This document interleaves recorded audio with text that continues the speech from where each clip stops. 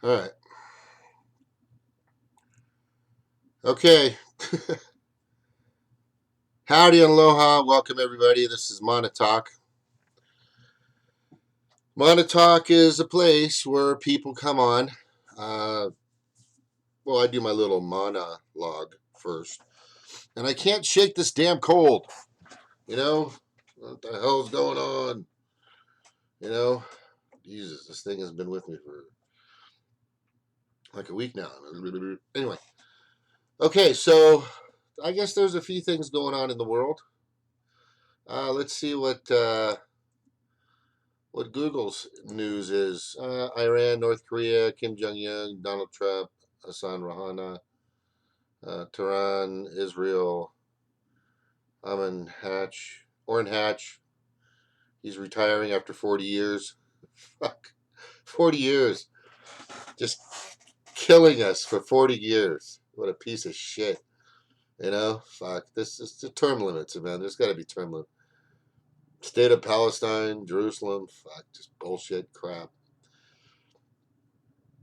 Something that came up that I thought was very interesting,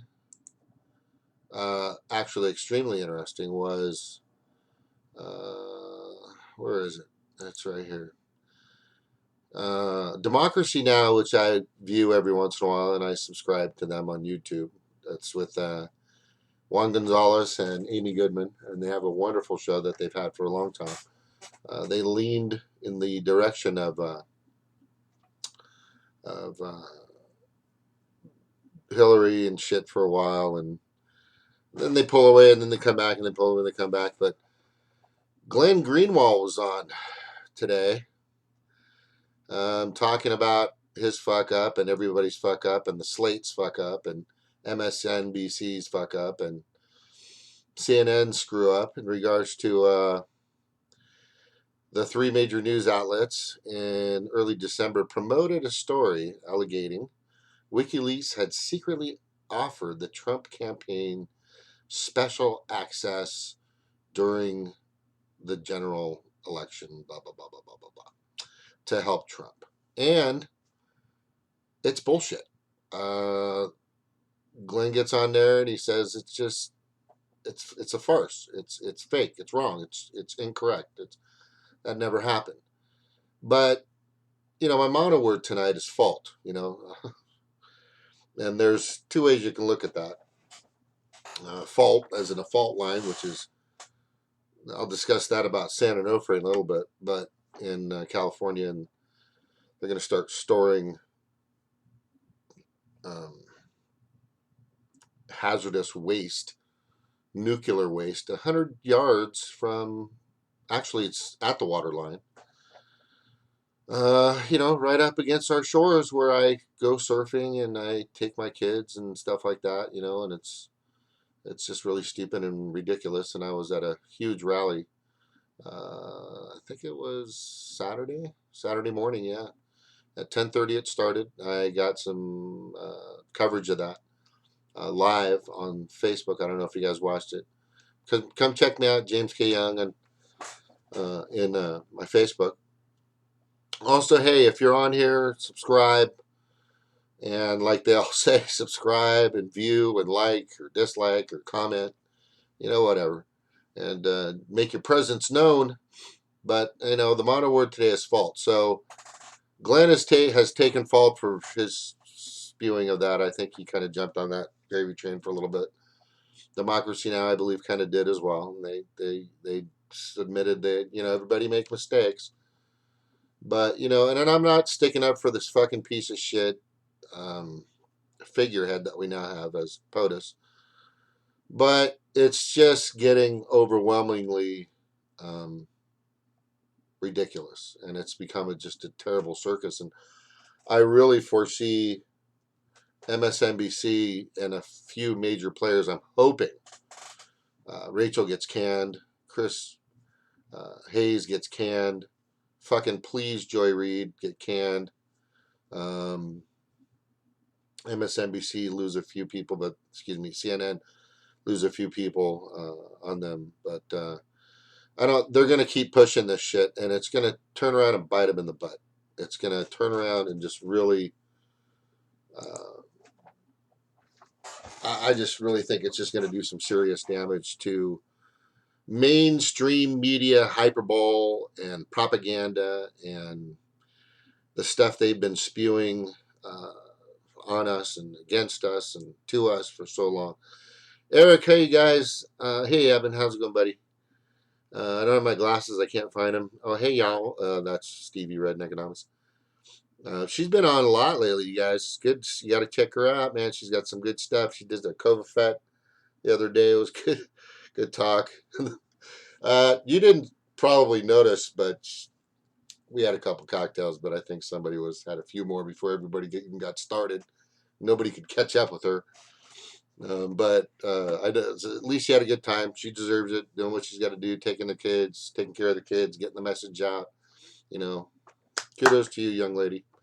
Do what you got to do, girl. And then, hey, Cheryl, what's up? And I know you were fine. Everything was good. Okay, so they won't take fault in their actions, and when they try to obtain manufactured consent for all these frivolous and ridiculous and insane and orchestrated wars that are happening out there, all in favor of ratings by these multimedia outlets. It's just really sad and pathetic, and it's just getting just way out of control in that aspect. And then it's also just throwing out the hyperbole of Russiagate and Russia, Russia, Russia, and it just continues to be more of a distraction of things that we really need to be focusing on, which they won't take fault for that either. You know, I was watching Jimmy Dore, and I always watch Jimmy Dore. It's good to watch. Besides his little push for Justice Democrats, which I think is just going to turn into a big fiasco and bite him in the butt on that as well. But you know, you do what you do, and that's what you do, and that's all you can do when you do it, or when you can do it, something like that. But in a nutshell, these major mainstream media sponsored by millions and billions and gazillions of dollars, their pride, their egos, they will not take fault for misleading the country, the United States, and the world for that matter, with their talking points and their narratives and the shit they push on everybody.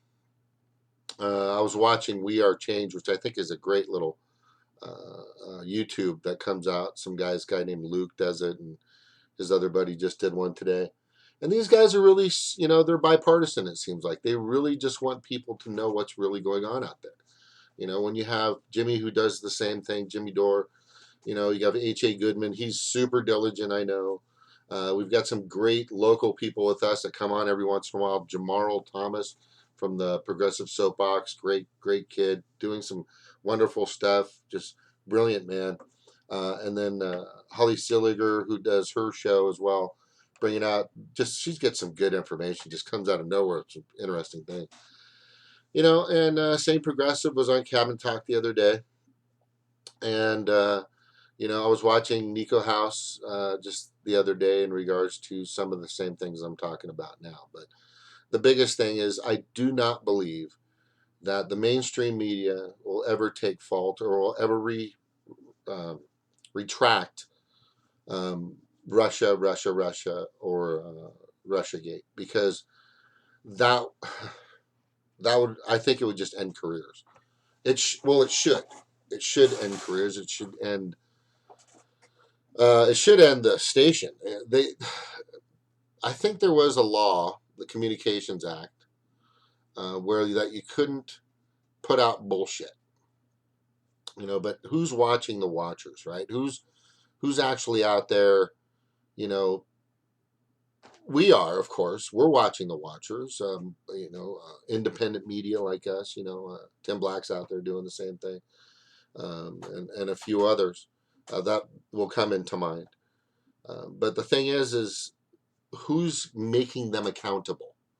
Where are their regulations? Where is their oversight? Where is the hand that slaps these fuckers across the face, or at least at least something?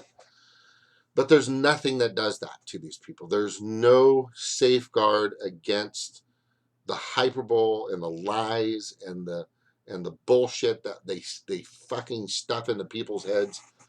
Minute by second by second. It's just insanity, and it just continues. And I'm even talking about BBC sometimes, and Al Jazeera will get caught doing it. The only, and I gotta say, you still gotta be weary. But RT seems to be the only people that have the real pulse of what's really going on out there. And then you watch some ceremony on RT about Putin, which you're just like, I don't know. So you got to be weary, and you have to be, you got to chickity check yourself before you wreck yourself. But what all of us do when we come on here is we kind of do our own research. We check the links, we check the sources, we reference everything, or as much as possible. We try to get as much information as we can to make a decisive decision on, is this real news? Is this factual news? And the problem is there's so many different directions that you can take some of the things that are being said out there, that are being displayed, that are being pushed upon you. It's tough. It's tough. And that's probably the hardest part about me learning about all this for about a year now, being with this group. Thank you, Evan Kim, for putting this together, and all these teams. And by the way, you got Independent Outsider Dave, who does a good show. Red Economics, who does a great show. Even Christian does a show every once in a while, which is really cool. But I really like Montauk, James of Montauk. I think that's really a fun place to hang out. And like I said, send this to everybody. Get some people on here. I was just on, and I just phoned in to Let the Madness Begin. These two black guys are I forgot their names. Maybe if somebody will put it up in the chat. But these are really cool cats, man. And they talk about the same things we talk about. They know Nico House. They know Tim Black. They know Jimmy Dore. They know a lot of people that are out there trying to get the message out. Yicky B. What's up, Yicky B? Hey, Dominic. What's up, bro? Dominic's always great. Good to have a serious Vietnam vet on, by the way. That guy's amazing. And check out his YouTube as well. Let me see. Shamelessly plugging his own show on his own show. And that's what James at Montauk does, is we plug and plug and plug. But the goal is to get the message out. That's my goal. I really am trying my hardest just to slow down the damage on this planet, man, and just the damage to all of its inhabitants, the people. And we're talking about famine, we're talking about starvation, we're talking about species, endangered species.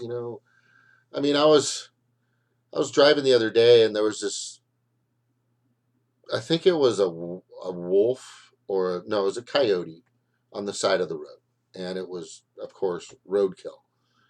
But the first thing I thought about that when I saw that creature on the side of the road, and I go, I did the freaking Avatar thing.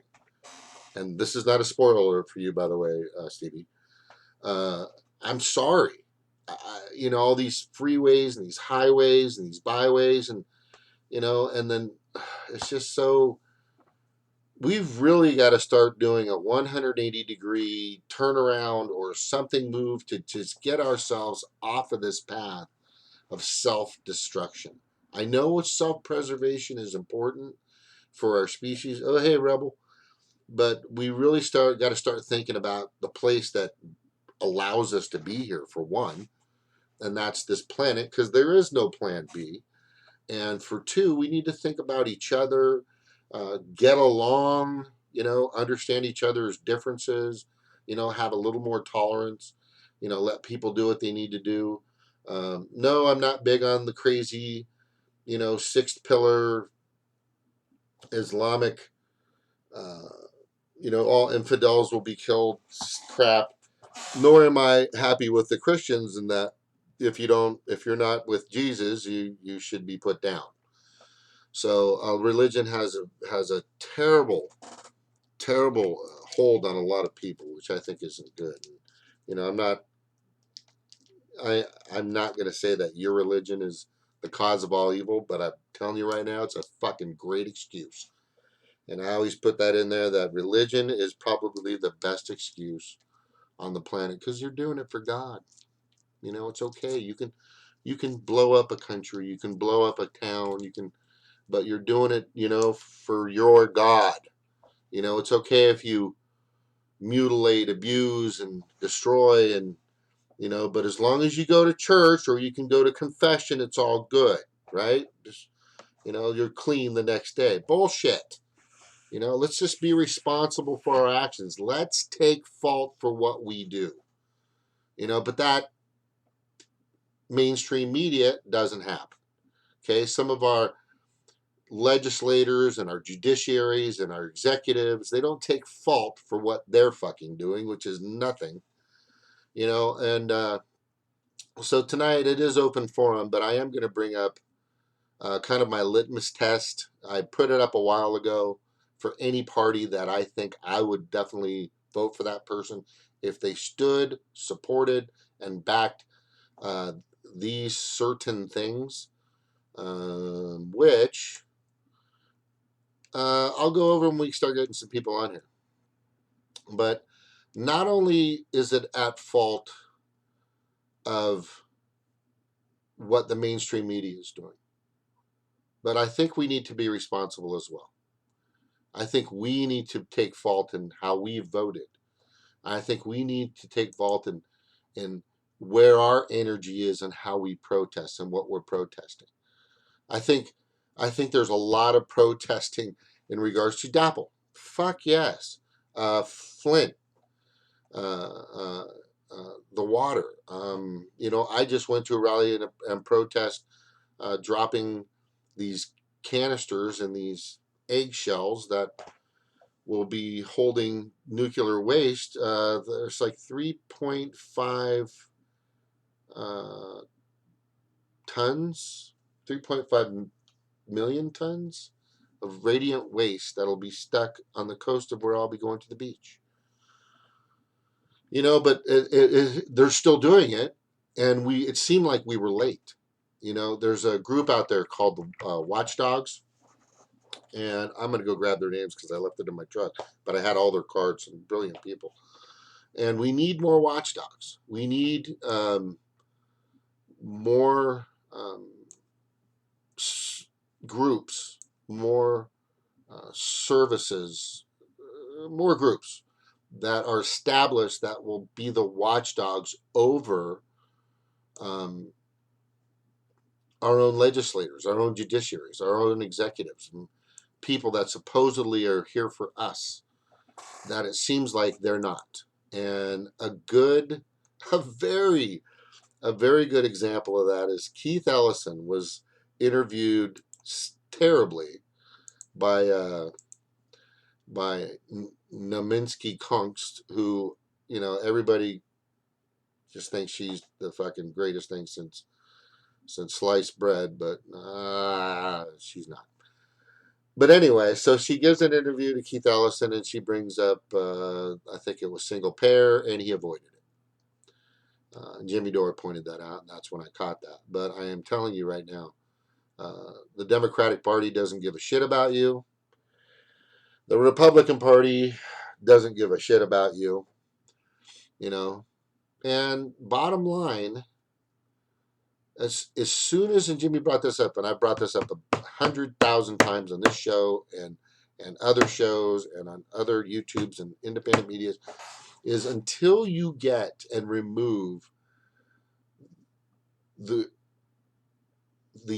just tremendous amount of money that's being greased around and stuck in pockets and distributed through campaign in the campaign finance, or getting money out of the political process from corporations, from giant lobbying bodies, from super PACs, from the 1% that control our, these Democrats and these Republicans, and those guys that, it was funny, the guys on Let the Madness Begin, the first time they heard that, and they were just cracking up on that. It was fucking funny today. I don't know if anybody of you saw it or heard it, but watch it. It's funny. I came on like an hour or so into it, and it was pretty funny.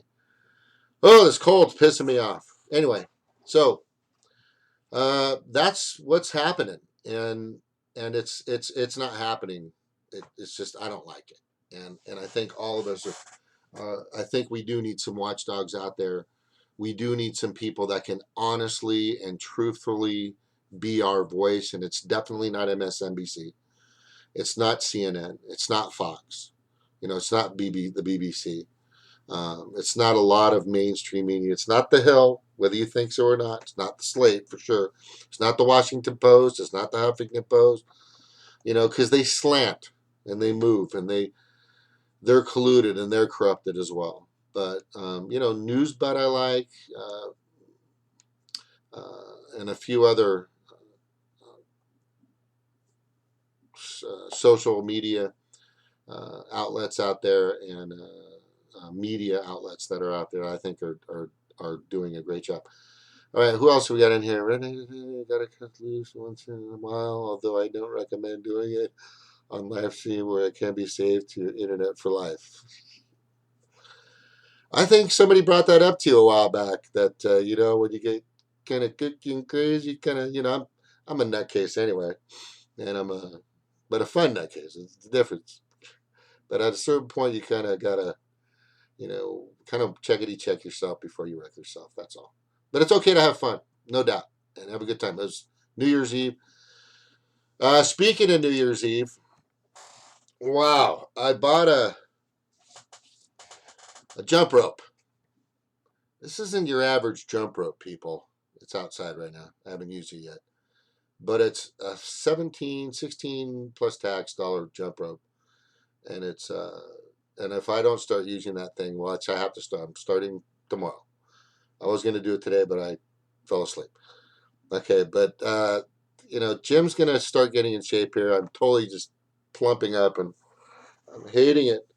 I need to go play some basketball and do some of the things. My goal is to do some serious surfing this summer, and I've got things to do and all that other stuff. So if you've got a resolution, do what you can to keep it moving.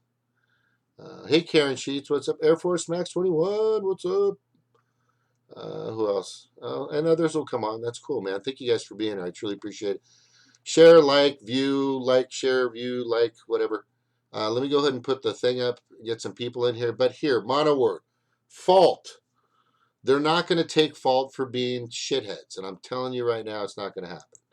You won't ever hear, I don't think I've ever heard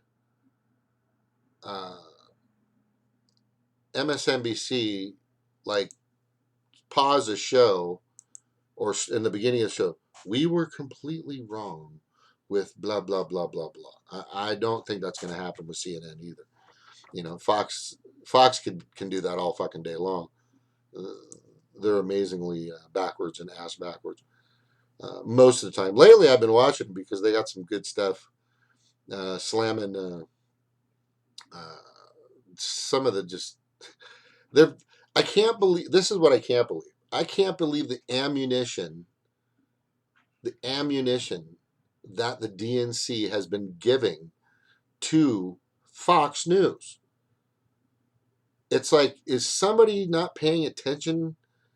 Because when you know you're wrong and you're fucking up and you're wrong and you're just messing up and you keep bumbling over your own feet and portraying this Russia lie, and and Seth Rich, who knows what happened with that, and Lucas and all this other stuff, and they just know it's going to bite MSNBC in the ass, and they're just all over it, man. It's like MSNBC and CNN has given fucking Fox so much fuel, so much ammunition in the past, I don't know, it seems year, ever since Bernie got host. They've just been continually letting Fox just run with all this bullshit that they keep throwing up there. Anyway, but let me put this up for everybody. Come on in if you want and join me. There was probably some other things, but I want to go over this list I created and what you guys think about the list. And I'm going to start going over it right about now. You know what? Let me see. Where's Eric? Just a second. Sorry. I got to post this stuff. Talk amongst yourselves. Here's the topic. Do you think that Marco Rubio is really trying to... I don't know if it's bullshit, but Marco Rubio said he wants a better investigation on Trump or something of that nature. It's like, what? Fuck you. He's just trying to write on the... That guy's such a little piece of shit. Ugh, man. All of them. All of them. They're all worthless. We need to clean house, people. God, get a third party in there. So, please, somebody. Do it. All right, so everybody's welcome to chime in, come in, call, be heard. Oh, jeez, that's so fucking loud. My God. Okay, all right, let me. All right, what do we got here? Snork. Hey, what's up, Snork? Good to see you, buddy. Hold on, let me fix this. God, that's like. Oh my God, I think that's. All right, here. I gotta buy new speakers. My speaker thing is going down. So when somebody comes on, just so there's not an echo when you talk, I have to plug in all my stuff and chickadee check myself before I wreck myself and all that good stuff. Can you hear me okay? Check, check, check. I can hear you. Okay, good. But my new headphones won't be here till Friday. But you sound good. Let's get a check out there. Yeki, hey, what's up, Yeki? Yeki's been on, and I think Yeki's from New Zealand or Australia. I thought he said Melbourne. Melbourne. Australia, mate. Australia. Australia, mate. No. Australia. Australia. Australia. Australia. Good to have you on, brother. It's good to have it. It's great because I was telling him the other day, it's good to have a second opinion.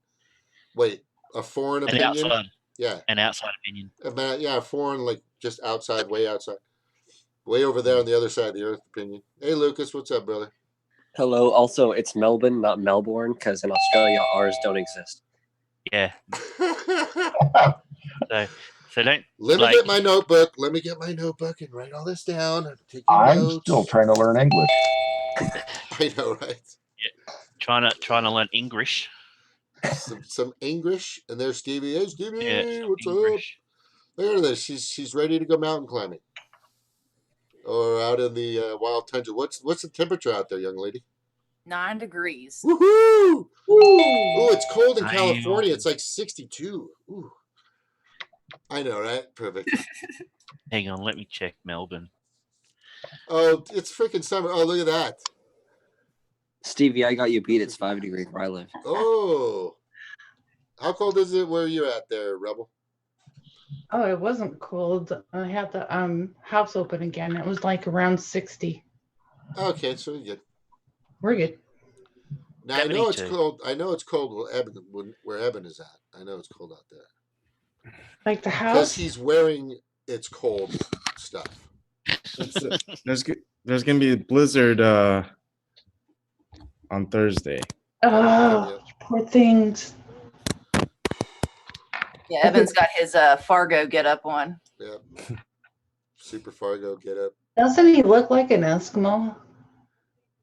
Please, if there is a war with North Korea, please say I'm an Eskimo and not a Korean. I don't want to go into any concentration. Yeah, definitely, right? But he's got a nice igloo. He's got a speaker set up and a couch and the whole 9 yards. I like those speakers. I'm in a heat wave. All right, so I'm going to pull up this list. What was it, Snark? I'm in a heat wave. It's 12 degrees here. It's almost 30 degrees warmer than yesterday. Oh my gosh. You poor thing. So I've got my short sleeves on. I'm naked. From the waist down. Hey, if you look at some of the older videos, I'm not going to say what I was actually wearing on a few of those videos, At but some it was in at the some summer and it was time warm. at some time today, James, you got to put that helmet on. I love that helmet. Is that helmet Yeah. awesome? I love it. Okay, thanks, Ben. Okay, is that me that has that? Listen, we're getting Awful all sound. kinds of weird sounds here. That's a bond. Coming from Yvonne's microphone. Okay. Yeah, he's doing something with it. Yeah, whenever it was New Year's Eve and we were all on here. After I got off, I checked the weather and it was 10 below where I live, so that was fun. Ugh. Whoa. Yeah, I opened my window though, and it was pretty nice outside. Like it was nice outside because like the moon was shining directly through my window, like right at me. So that was cool because it was like really bright. The wolf moon. It was pretty cool. Yeah. Well, if I could share my warmth with all of you cold folk, I would. Oh, that's sweet. I'm looking out the window and there's only a few scattering clouds and it's just blue skies and sun. I want to go to the beach He's now. rubbing it in. And I don't even want to go outside. Oh, if I lived somewhere where it was summer right now, you wouldn't catch me inside right now. I'd be to the beach. Yucky, is it too perfect to go outside? Is that what you're saying? It's just too perfect. Yeah, I'd get sunburnt just being in shade. Wow. I burn easy. I'm one of those super whites that has two shades, red and white. And you got red Oh, hair. Didn't they start selling melanin-inducing medication in Australia to fight skin cancer and sunburn? Mm-hmm. And he's Trying. also got that red hair too. What is wrong? I'm half Ukrainian, so Ah, So you got those pale genes. oh yeah, definitely. Everybody in my family's pale. Yeah, I've Yeah. actually had some family. I'm not actually related to him. It was my aunt's husband, but yeah, he was from the Ukraine. oh wow. Yeah, he did a lot of good work over there, trying to help people get them set up and stuff. It's pretty messed up.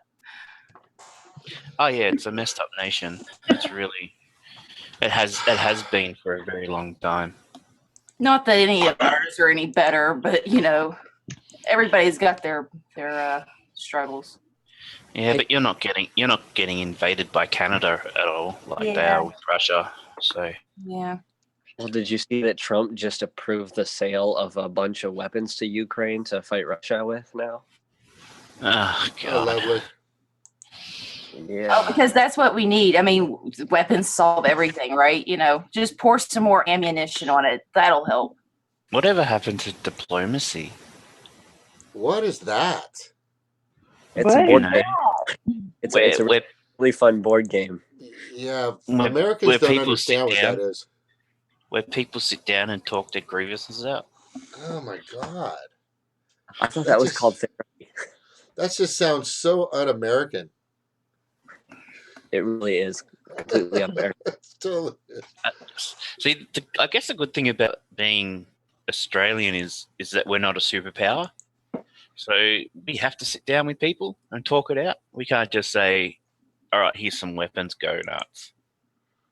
We can't do that. Talk it out. Yeah, that's it's at the point where, hey, it would be nice to not be a superpower. Oh, we're not going to be for long. Our country is doing everything they can to make sure that we don't stay one. Well, on an economic level, definitely not. But as far as a threat to the rest of the world, we're still the nutcases of the planet.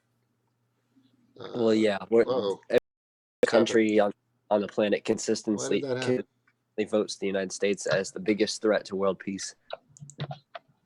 Stream is good. Oh yeah, definitely. Definitely. I think conservative Australians wouldn't see it that way because they're conservative Australians are just like conservative Americans. But yeah, the left, center left would say America. I mean, there's people in Australia that don't like the fact that we've got American military bases in our country. I don't blame him. I Yeah. think that's everybody. Yeah, if I was Australian, I wouldn't want some other country having military bases in my country. Yeah. How many foreign military bases do we have in America? 0. Yeah, none. Funny.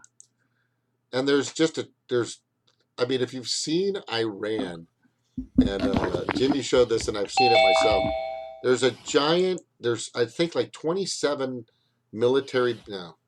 17 military bases that surround Iran. American. I mean, just why would they think they're why would they even believe that they're threatened by us? Hey, Dominic, why? I just don't get it.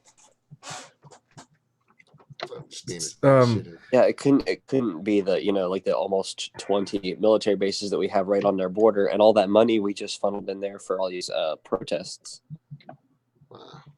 So for a quick session tomorrow, I'm gonna do a predictions episode. Oh, Just what we're gonna predict for not just 2018 but in the future.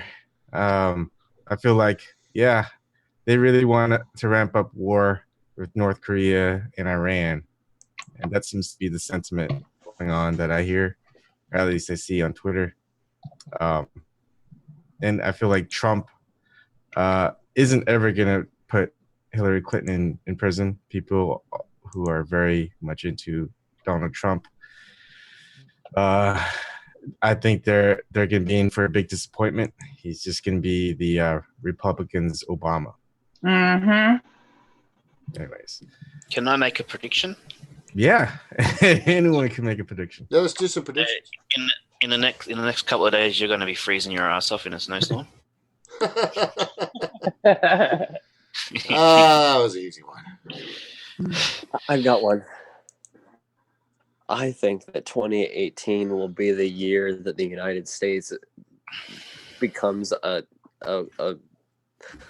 I should say that it stops maintaining itself as a nation state. Like 2018 will be the year that the United States, has some kind of economic collapse and begins to fall apart. I could be wrong. This year are you saying like it's? I can see that it's just starting to happen, like a complete not like 2008 was nothing compared to what I think is about to come. That's just a prediction. Yeah, I'm with you on that. Yeah.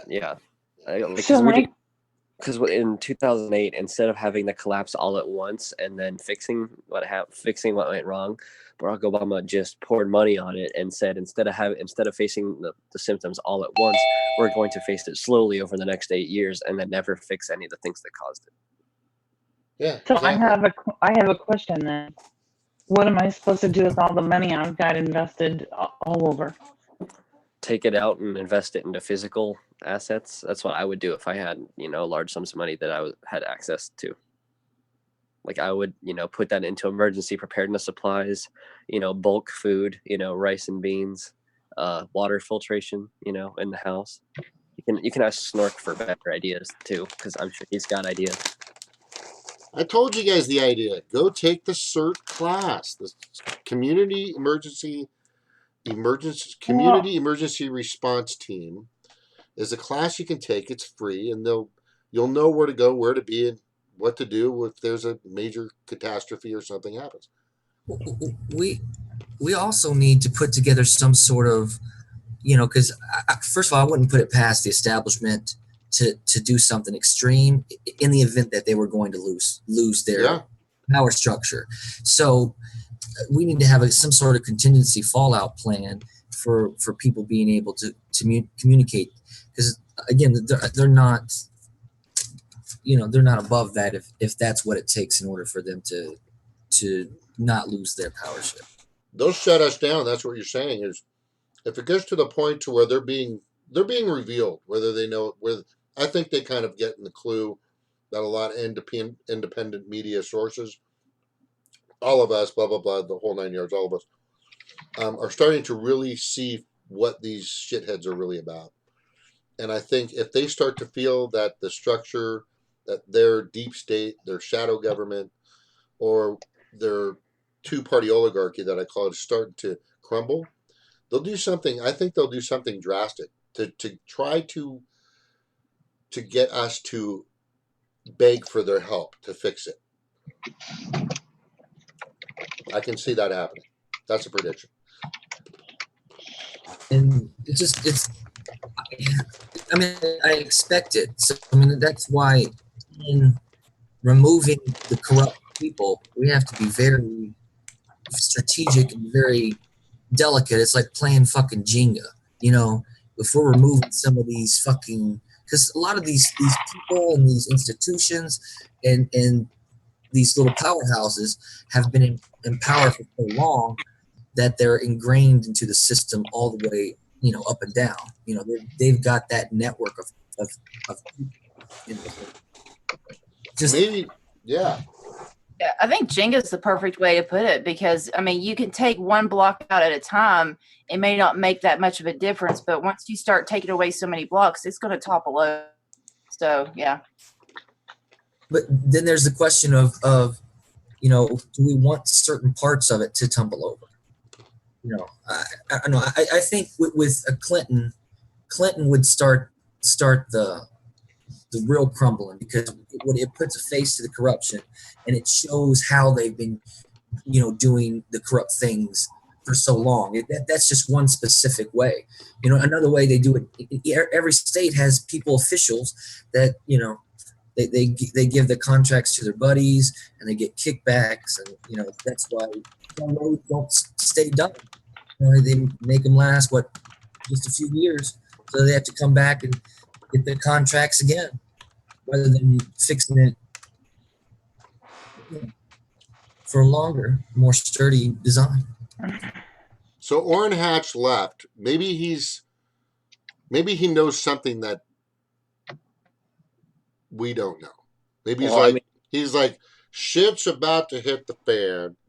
We're fucking sucking at doing our jobs. They're figuring it out. I'm out of here. Or he's just going to leave and be his billionaire self and stick out. Well, And then Mitt Romney wants to take his place. Yeah, I know. Yeah, I think there are a couple different parts to the Orrin Hatch leaving. Is like, one, he knows that things aren't good looking good for the Republicans, and he'd probably lose his seat if he stayed. So that's one thing. Is, you know, why stay if you're probably going to lose? That's one reason. Another reason is because he's old as fuck. You know, and I'm sure he's tired of it. You know, at that age. I would want to be out too. I mean, what is he, a millionaire, multi-millionaire? You know, he's got tons of money, so it's not like he's in Congress, you know, because he needs the job or needs the money.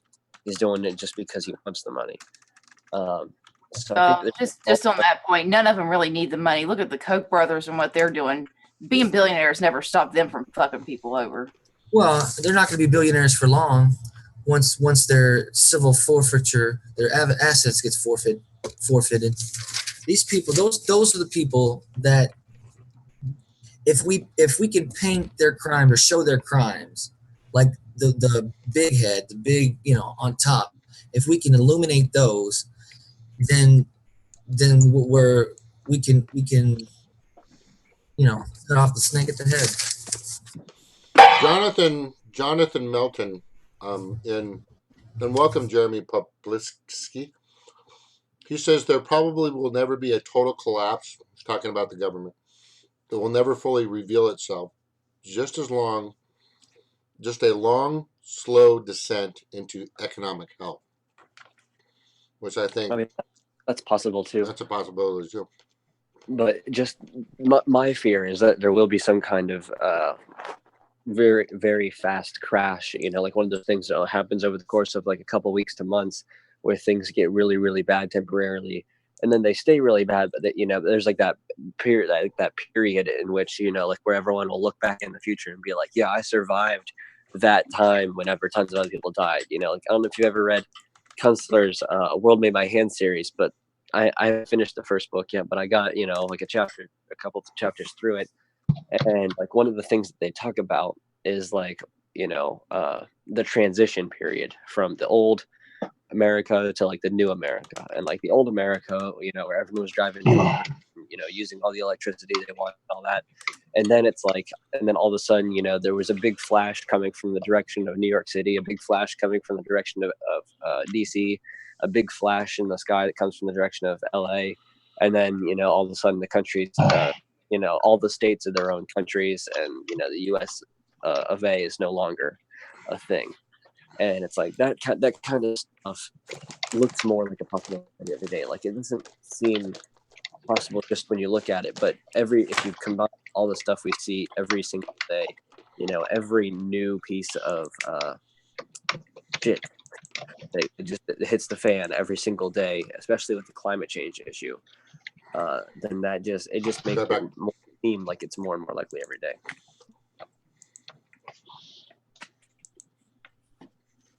So, Lucas, when you say temporary crash in your imagination, how long is that period of time?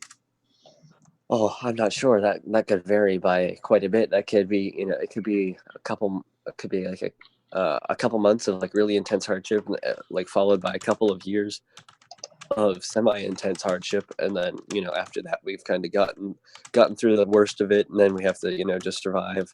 But then there's also the idea of if there's some kind of massive conflict that were to take place, like between the U.S. and Russia or Iran, or some other power, then, and if a state had like an EMP type weapon, that'd be kind of like having that solar flare out that would knock out all the electronics, and so a lot of people would have to go without electricity for a long time. And so there's just a lot of different things that theoretically could happen that could, potentially set us back for years. Yeah, I mean, it's like the same thing you see with abusive relationships, right? I mean, they keep you kind of on this, stuck in this system, dependent on a system, because, I mean, what are you going to do without them, right? I mean, if you look at that power abuse wheel, I mean, that's exactly what, our government does. They keep you economically, dependent on them. They go after your children. They go after your job. They go after your home. They go after your food. I mean, it's just every single way that they can hit you, that's what they do. And it's just, and that's how they keep us dependent on them. But it's like, but what are you going to do? Where are you going to go? You need me. And it's just so sick that, like, I don't know. I mean, like, I'm in a position now. It's like, I see what we have to do. It's like, we need to be able to transition people off of this system and be able to take care of our own people. But at the same time, all these people are so stuck in that system that we can't get our own stuff together to take care of each other. It's so frustrating. And the people that do have the means and the resources to do this stuff, they're the ones that are doing it. So it's like, it's maddening. It's absolutely maddening. Yeah.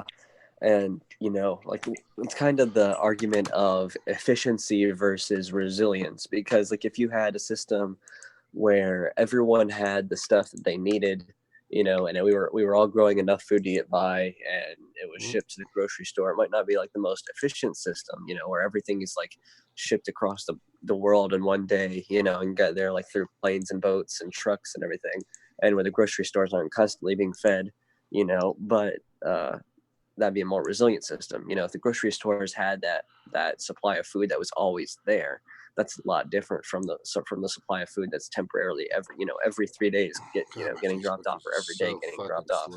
And it's the same. It's kind of like one of the analogies you could use is that in certain aquaponics setups, they have plants that are suspended in the air, and to feed roots they mist the plants, and so there's a constant mist going on, and it uses very, very little water.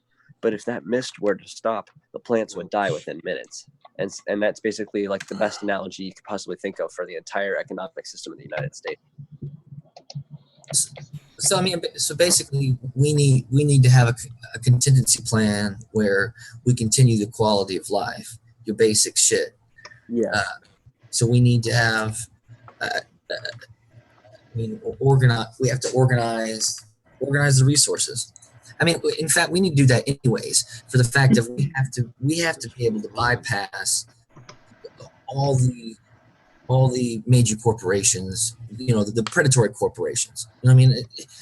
And because I want to separate that, because I know we talk so bad about corporations, and there's nothing wrong with, I don't know, with a business or a company making money or whatnot. It's just the predatory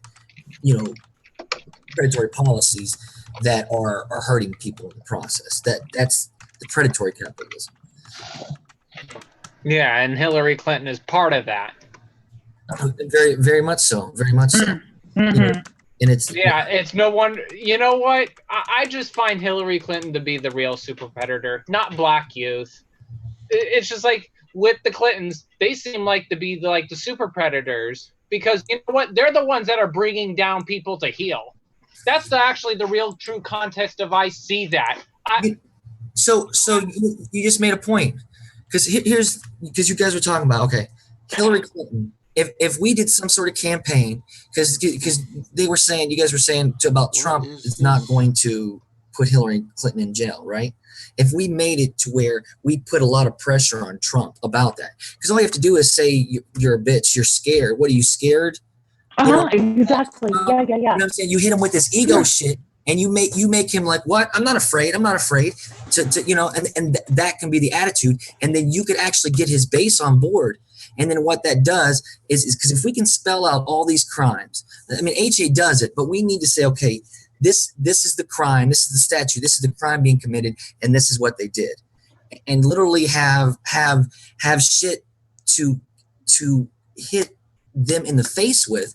You're gonna get the right, and either the left, the false left, whatever, is gonna jump on board to be anti-corruption, or they're gonna be left behind. Because I think progressives, they take a little piece of everybody, the strong points, the important conversation, because everyone has the right, the left, whatever, libertarians, however you want to look at it, they have their own specific thing that they champion, which is not bad for them to champion what it is. It just, we have to make sure that people understand that that's only a small part of the pie, and that even though you're correct to worry about this small part, that we need to make sure that we acknowledge all these other parts, because they all go back to policy. It's all policy. See, I kind of wonder if he would do that, because I don't know. You get people in a position, because either way, it's kind of like he's ratting himself out, because all these people they're all in cahoots. They're all getting rich off the same system. So if he rats out, you can't rat out one of them and not rat out everybody. So it's like, would he ever, or is he going to do a distraction technique, which would be, oh, everybody's focused on Clinton, but oh, wait a second, I've got a big button, or whatever it is. So maybe we got to do a false flag or whatever, or maybe we got to kill a few thousand Americans or whatever, maybe create an opiate epidemic, whatever it is that they got to do, they'll do it just to get the attention off of them. But I think you're right on that point. If we just keep cornering them, and we keep, if we keep doing that, maybe eventually, it would break through. But I feel like, it's kind of like they just keep going to that distraction, and we keep falling for it, though, And you're right about that. Trump, they've got something to bring Trump down. Yes, that's what I'm saying. You either bring Trump down or the Clintons down. One of the two are going to pull the other one down, because they're bringing people down with them. That's their ego. It's so what is it, inflated, that which is fine, and I'm okay with that, because at least we know how they operate. We gotta I guess have these scenarios mapped out, and then okay, well, here's one direction it could go, here's the other direction, and be able to have something in play and plan each level, depending on, well, they're going to do both anyways. They're going to try to distract regardless. That's their big thing. What I'm scared of is that if there's not some kind of big economic collapse before 2020, Hillary's definitely going to try to run. I mean, Yeah, she is definitely going to run again in 2020. Like, there's no reason that she wouldn't. How's the feed? I see all signs of it in her. I mean, there's a ton of reasons why she shouldn't, Still but green. why she wouldn't, there's none. It's just so Mhm. weird. I mean, when has losing ever stopped her? I Exactly. know. When has being a total freaking failure ever stopped her from trying? I mean, in a way, I kind of wish I could be like that, just to have that kind of like positivity, or just kind of believe in yourself so much that you're like, all of America hates me. Nobody wants me as a president 2 times in a row, but I'm still going to keep trying. You know, it's like I kind of wish I could channel a little bit of that. Maybe not until like the egomaniac, way that she does it, but maybe a small percentage of it.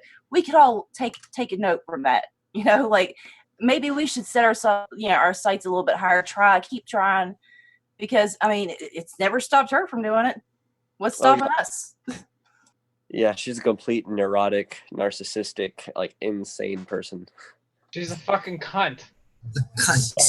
There you go. I think. Did you say something, Stark? I know you Has the never. Democratic Party stopped paying the extremely high fees they pay monthly for her re-election consultants? Nope. Nope, they still pay them all. She's like a returning bad STD. Incurable one. She's Or your locust. She's like the reason that why Democrats keep fucking failing, because they keep you know what, they are brought down to that cunt's cankles. What are cankles? Fat ankles, but I like to shame Hillary Clinton in every kind of way. Like when she says bring them to heel, I say it in 2 ways. No one should be brought down to that bitch's ankles. That's for damn sure. But I also say no one should be brought down to that cunt's cankles. That's for damn sure. No one should be brought down to Hillary. No one should be brought down the heel by Hillary Clinton. Nobody. Absolutely fucking nobody. Nobody should be healing to no damn other person. That's one thing. We're so used to begging for scraps, man. Like that's all we do is, oh, please, can we have a little bit of compromise, man? Just a little bit of compromise, a little bit of healthcare, a little bit of wages, man. I'm so sick of the begging. I'm so sick of it. Here's my grandma's motto. You ask 2 times. Once because you need help, twice as a reminder. Do not ask a 3rd time, because that's begging. You just do it your damn self after that. No shit. That's how, yeah. I'm sorry. Also, the one who was at fault, since it's the mono word of the night, it's Hillary Clinton's fault. It's the Democratic Party's fault. They have no one to. You know what? It is the 2-party establishment, oligarch, or whatever the fuck they're called, globalist, social justice whiners, whatever they want to fucking call themselves. They have no one to blame but themselves. They're the ones that are really at fault. They really, really need to speak for the people, not the fucking profiteers, because the profiteers act like fucking globalist social justice warriors. They get offended and triggered when it comes to them being a bunch of rich, greedy, triggered assholes. I mean, some people, with money that are actually truly nice, but there are some people that are just greedy, ungrateful, fucking spoiled, triggered brats. They have no one to blame but themselves. That's why, you know what? I don't want to hear their fucking lecturing moral fiber, because honestly, that moral fiber proves that they're full of shit. And that's honestly how I do see things. I see it with satire and I see it with seriousness. Stevie, that thing you were saying about 1 time is, you ask twice, whatnot. You should do like a whole segment on that. Like that's a cool saying. Like that could be like a redneck economic kind of like definition kind of thing. I was just thinking. I actually plan on doing it on January 28th. It's going to be my grandma's birthday, or would have been my grandma's birthday, and I wanted to do a little video for her, and because she's inspired me so much. She's the smartest woman I've ever known, and she's taught me so much, and if it wasn't for her, I wouldn't even be here with y'all right now. So, I definitely want to pay my respects to her on her birthday. So on January 28th, I'm going to be doing that. I call it the Tucky Lee philosophy. That's what everybody call her, Tucky Lee. That's really cool. I'm looking forward to that. Oh, thanks. And it's cool. It's very sweet.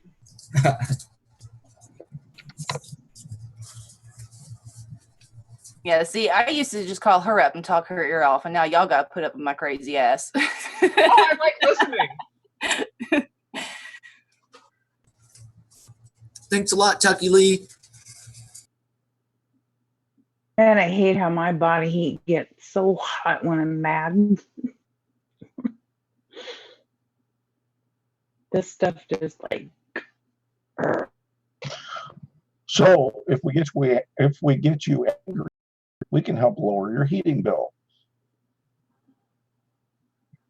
Oh, well, that's not nice. It's a little bit self-centered. Wearing that tinfoil hat Trying to save you a few pennies. like when it was kind of chilly, on New Year's Eve. When I wore the tinfoil hat, it was the light was heating it up, so it made me felt like I was warming up. That actually does help too.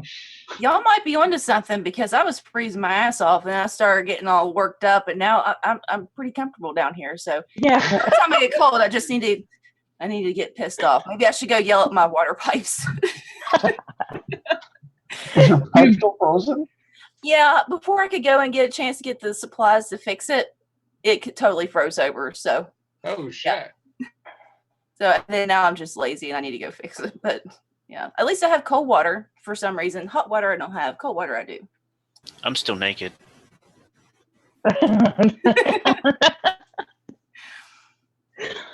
Doesn't that make the kangaroos want to sneak up on you? Shit, there it goes again. If you only knew where my imagination is going now. Do you eat kangaroo? I wish. Do you eat I kangaroo? wish I had kangaroos attacking me. Do Sorry, you what eat was that? kangaroo? Do I eat it? Naked? Yeah, Yeah, sure. Why not? I just was curious. I've never had it. Yeah, it's all right. It's sort of like,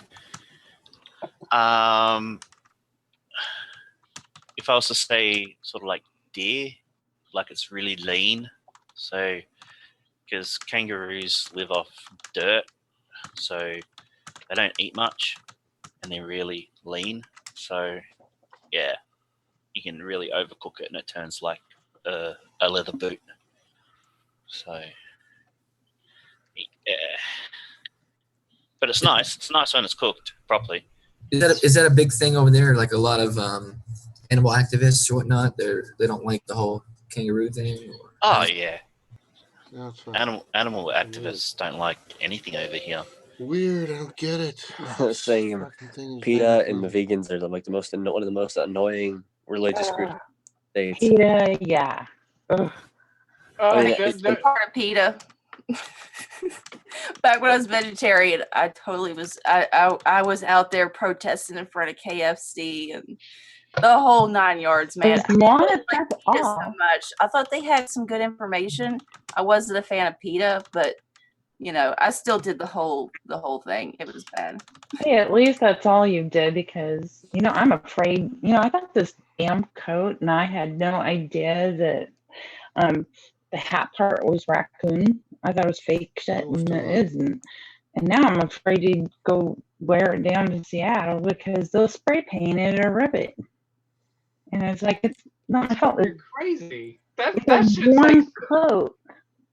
yeah, Mhm. okay. That's assault, man. You can't just do that to people. that's like social justice warriors, doing that kind of shit. That kind of scares me, because whenever they attack someone politically, they get completely triggered. When someone eats a piece of meat, they get completely fucking triggered, or wear something fur. That's what fucking triggers them. It just kind of reminds me of that social justice warrior behavior that they would go and do something like that. Well, Just and let's no, not. I got it for free. Nobody, somebody gave it. Oh, to I'm me. not judging you at all. You can wear Okay. whatever you can wear whatever you want. That's what happened with my coat. My stepdad got it for me when he was in Afghanistan. I don't know how many animals had to die for this thing, but I've had it for I don't even know how many years, probably like 10 years now. So, I mean, what do you want me to do? Buy a new coat? I don't know. Well, the thing is that animals die for every piece of clothing you wear, no matter how it's made. Like saying you shouldn't wear leather because it comes from a cow is okay. So you're saying that we should save this cow and not wear its leather, and instead wear synthetic leather that's made from oil that was mined up, in an oil field that put up tons of fossil fuels into the atmosphere. I mean, it's the same thing with all the different like vegan products. Like they all require just as much destruction of habitat and wildlife. I Yeah, mean, it's like corporate hipster shit. That's the way I actually do see it. if you go from eating a cow to eating soy, the only animal you're saving is that cow. You're not saving the ecosystems. You're not saving the planet. You're only saving one cow. And you know what's weird? I spent like 4 or 5 years being a vegetarian, and I never tried to really convert anybody over to it because I mean, either you're going to convert on your own or whatever. You're not gonna make people do it. But I would get so much crap from my meat eating friends. Even like my grandma would like try to sneak like meat into stuff, and like people would just be like, oh come on, like just oh well, I'm going to eat 2 cheeseburgers for you just so because you don't eat meat. I'm like, dude, I'm not giving you shit. Why are you giving me shit over this? I don't know. I always experienced it the other way around, but then again, I live in West Virginia, so maybe if I was out in California, it would probably be the other way. Where you come from makes a big difference. Like where I live, people where I live, if you eat anything different, people give you shit for it. If you have an allergy to something, if you can't eat something without dying, they'll still give you shit for it because they expect you to just eat whatever shit's available, and that's that. Like if you don't want to eat pizza or cookies, well, what's your problem? It doesn't matter how sick you feel later. It's like you're just gonna eat what's there or not eat at all, and so it depends on what part of the country you're from. But if you go to the coast, I mean, either coast, and you're in the bigger cities where all the liberal people are, not progressives, but like liberal people, it's because like vegans and vegetarians are not vegetarians, but a lot, not all, but a lot of the vegan movement are like the Hillary supporters and how they act, about food. It's like they all act the same way about food that they act about politics. Moral fiber. Full of shit. Like it's the near attendance of the diet world. Yeah, moral fiber full of shit. Let me show you what Snork sent me. I need this shirt. Moral fiber equal. Do you see it? Well, it's funny because PETA is like one of the most hypocritical, awful groups. If you like animals, then you should not support PETA because PETA wants to put down like every pet in America. I know. And they also they do a lot of lying in their like fundraising and everything, and so they're just really bad. Like they hurt their own cause a lot. And like anyone who supports animals should hate PETA, just like anyone who supports the right to bear arms should hate the NRA. Or those ones that make me feel guilty because I have a bird in a cage that it's like, well, it was born like that. What am I going to do? I mean, at least I'll love it, and get it out of its cage ever so often. Well, so PETA would say that you have that bird enslaved, and they would tell you that you need to kill it. I know. Yeah, that's a prisoner. That's what I think is funny, because I think if you went back 200 years ago and asked a lot of slaves if they'd rather die or be slaves, I mean, sure, some of them might say die, but a lot of them would say slaves, because if they wanted to die, a lot of them could kill themselves. Goonies never say die. Goonies never say die. That's right, Goonies. Yeah. Chocolate. Vegans are fucking nuts. You know what? Here's one thing. I would respect other people just for the sake of respecting them. But, I wasn't in culinary. I wasn't a vegan group. But I will say this. I did. because I did the only worst thing out of like the stuff that we cooked was like the vegan breakfast that came that I didn't like it at all, and it wasn't breakfast, it was complete crap.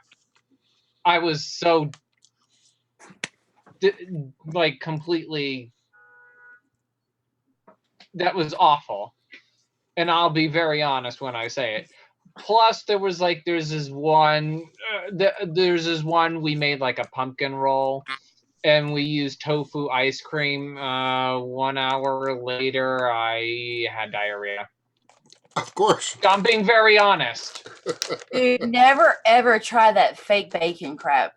Like that. Oh my gosh. I tried. I know it's a little sorry. I know it's a little TMI, but I just want to be very, very 100% honest. And I just don't want to, I just don't want to sugarcoat shit. Dude, you're doing the Lord's work when you're telling the truth about that stuff. I'm telling you, it is not. Either go with vegetables and like that healthy stuff. Don't try like that. Some of it's really good. Like, oh, I forget the name of it. Maybe Boca Burgers. That might have been the bad one.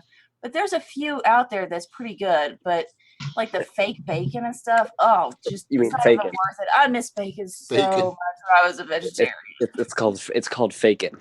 Bacon. Yeah, so don't eat faking. Don't eat anything your grandparents wouldn't consider food. Like the best diet is combining the Michael Pollan diet and like paleo. So like the Michael Pollan diet is don't eat anything your grandparents wouldn't consider food, and don't eat anything with more than 5 ingredients. And then like if you wanted to add the paleo diet to that, it would basically be don't eat anything that makes you feel terrible, or feel sick. The stuff I used to eat when I was Hawaii, and I got some buddies there that are eating taco poke, which I love, which is raw octopus and seaweed with some soy sauce, really good. And then there's stuff we used to eat all the time called opihi, which is we used to eat it before we go surfing. You take your knife and you take it off the rock. It's like a cone shape, and you just scoop out the opihi, which is like a mollusk. You scoop it out. It's like a mussel. You guys know what mussel is on like a barn. Uh-huh. But this thing is cone shaped, and some of them are about this big, and some of them are like this big. They're not that big. They're like little ones. So you want to get the bigger ones, of course, but they're still alive when you eat them. It's just like oysters. If you get fresh oysters. Nope, not for you. No, I want it to be thoroughly dead by the time I eat it. And I don't want to see its face either. I know that it's like screwed up because it's like, it is what it is. It's an animal, but just personally, I get a little squeamish when I see my meal's face. Well, in reality, humans eat living things all the time. Like lots of raw vegetables are still alive when we eat them. There's lots of tiny little microorganisms and bugs on our food that we eat. Yogurt's got all kinds of active bacteria. There you go, man. Anything that's a probiotic or a prebiotic. That's good for you, though. Kombucha, teas. Like there's tons of. I love some kombucha. Kombucha. Who's the asshole that brought kale around? Hey, now kale chips might suck. I but love kale. Oh, God. I've eaten hay before just to try it out because I've eaten hay, and I'd rather eat hay than eat kale. No, Horse hay? You're not eating it right. You gotta cook it in with a stir fry, man, with some good seasonings and everything. And bacon and all that. Salt, pepper, and vinegar. Oh my God, you are missing. Get some garlic and onion, some peppers. Don't roll your eyes. You're making me hungry again. Crawdads. I saw you roll your eyes, James. Don't do that. Yeah, okay, whatever. Just send me the recipe, and it can't be more than 5 items, like Lucas said. Well, no, it's the thing. The five items thing is if you're buying a pre-made product from a shelf with an ingredients list, don't have more than 5. But if you're making it yourself, that exists. All of my stir fries have more than 5 ingredients. Most of the time, because like you'll have rice, carrots, celery, peppers, multiple different kinds of greens. You're right. That right there takes me over 5 ingredients because it'll have like I've kale, seen lettuce. your stuff, Lucas. You got some. You used to bring on every once in a while your food bombs of your stir fry. You should show them to us. They're pretty bomb. I go. I'd fucking try that shit out once. You guys like wheatgrass? I know. I'll do a show on it. And I'll cook it in front of everybody. That's a good idea. We'll have a cooking We've with been Rebel. talking about that for a while, doing a food show. I was gonna say the same thing, James. Cooking with Rebel. Oh, the cooking cage. I can show you my favorite top. I can do. I'll do my segment on top ramen and hot dogs. One of my favorites. We don't eat that. Oh, Yeah. Oh, ramen noodles taste so good, but they're so bad for you. Like they're one of the evil. I need what brain cells I have left.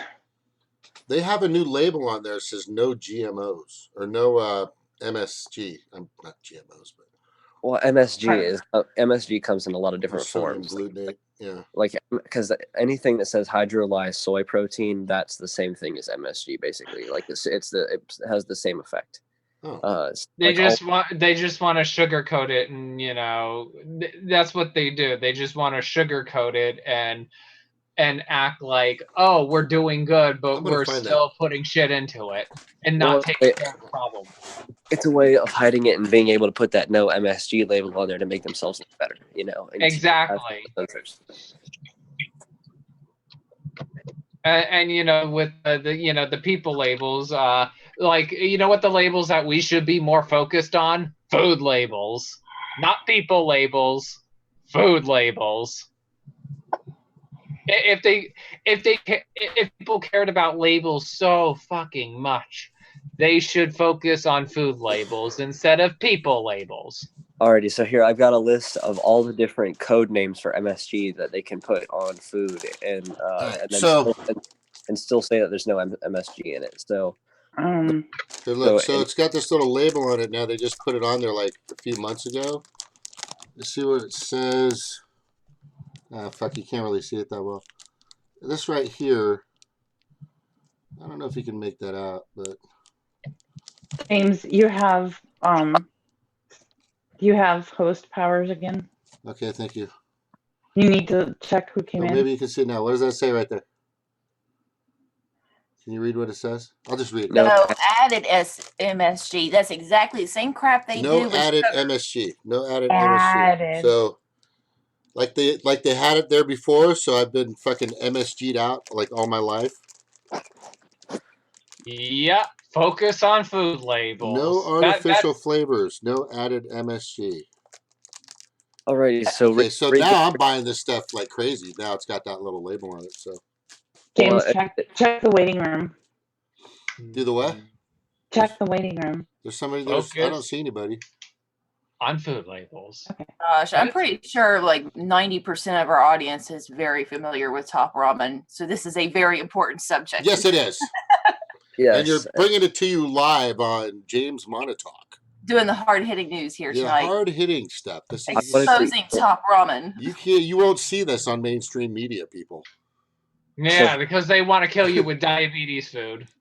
So here's the other names for MSG: yeast extract, yeast food or nutrient, textured protein, cinnamon, sodium caseinate, natural meat tenderizer, natural flavoring, monopotassium glutamate, hydrolyzed vegetable protein, hydrolyzed plant protein, glutamic acid, glutamate, gelatin, citric acid, calcium caseinate, Ajinomoto, autolyzed yeast, autolyzed plant protein.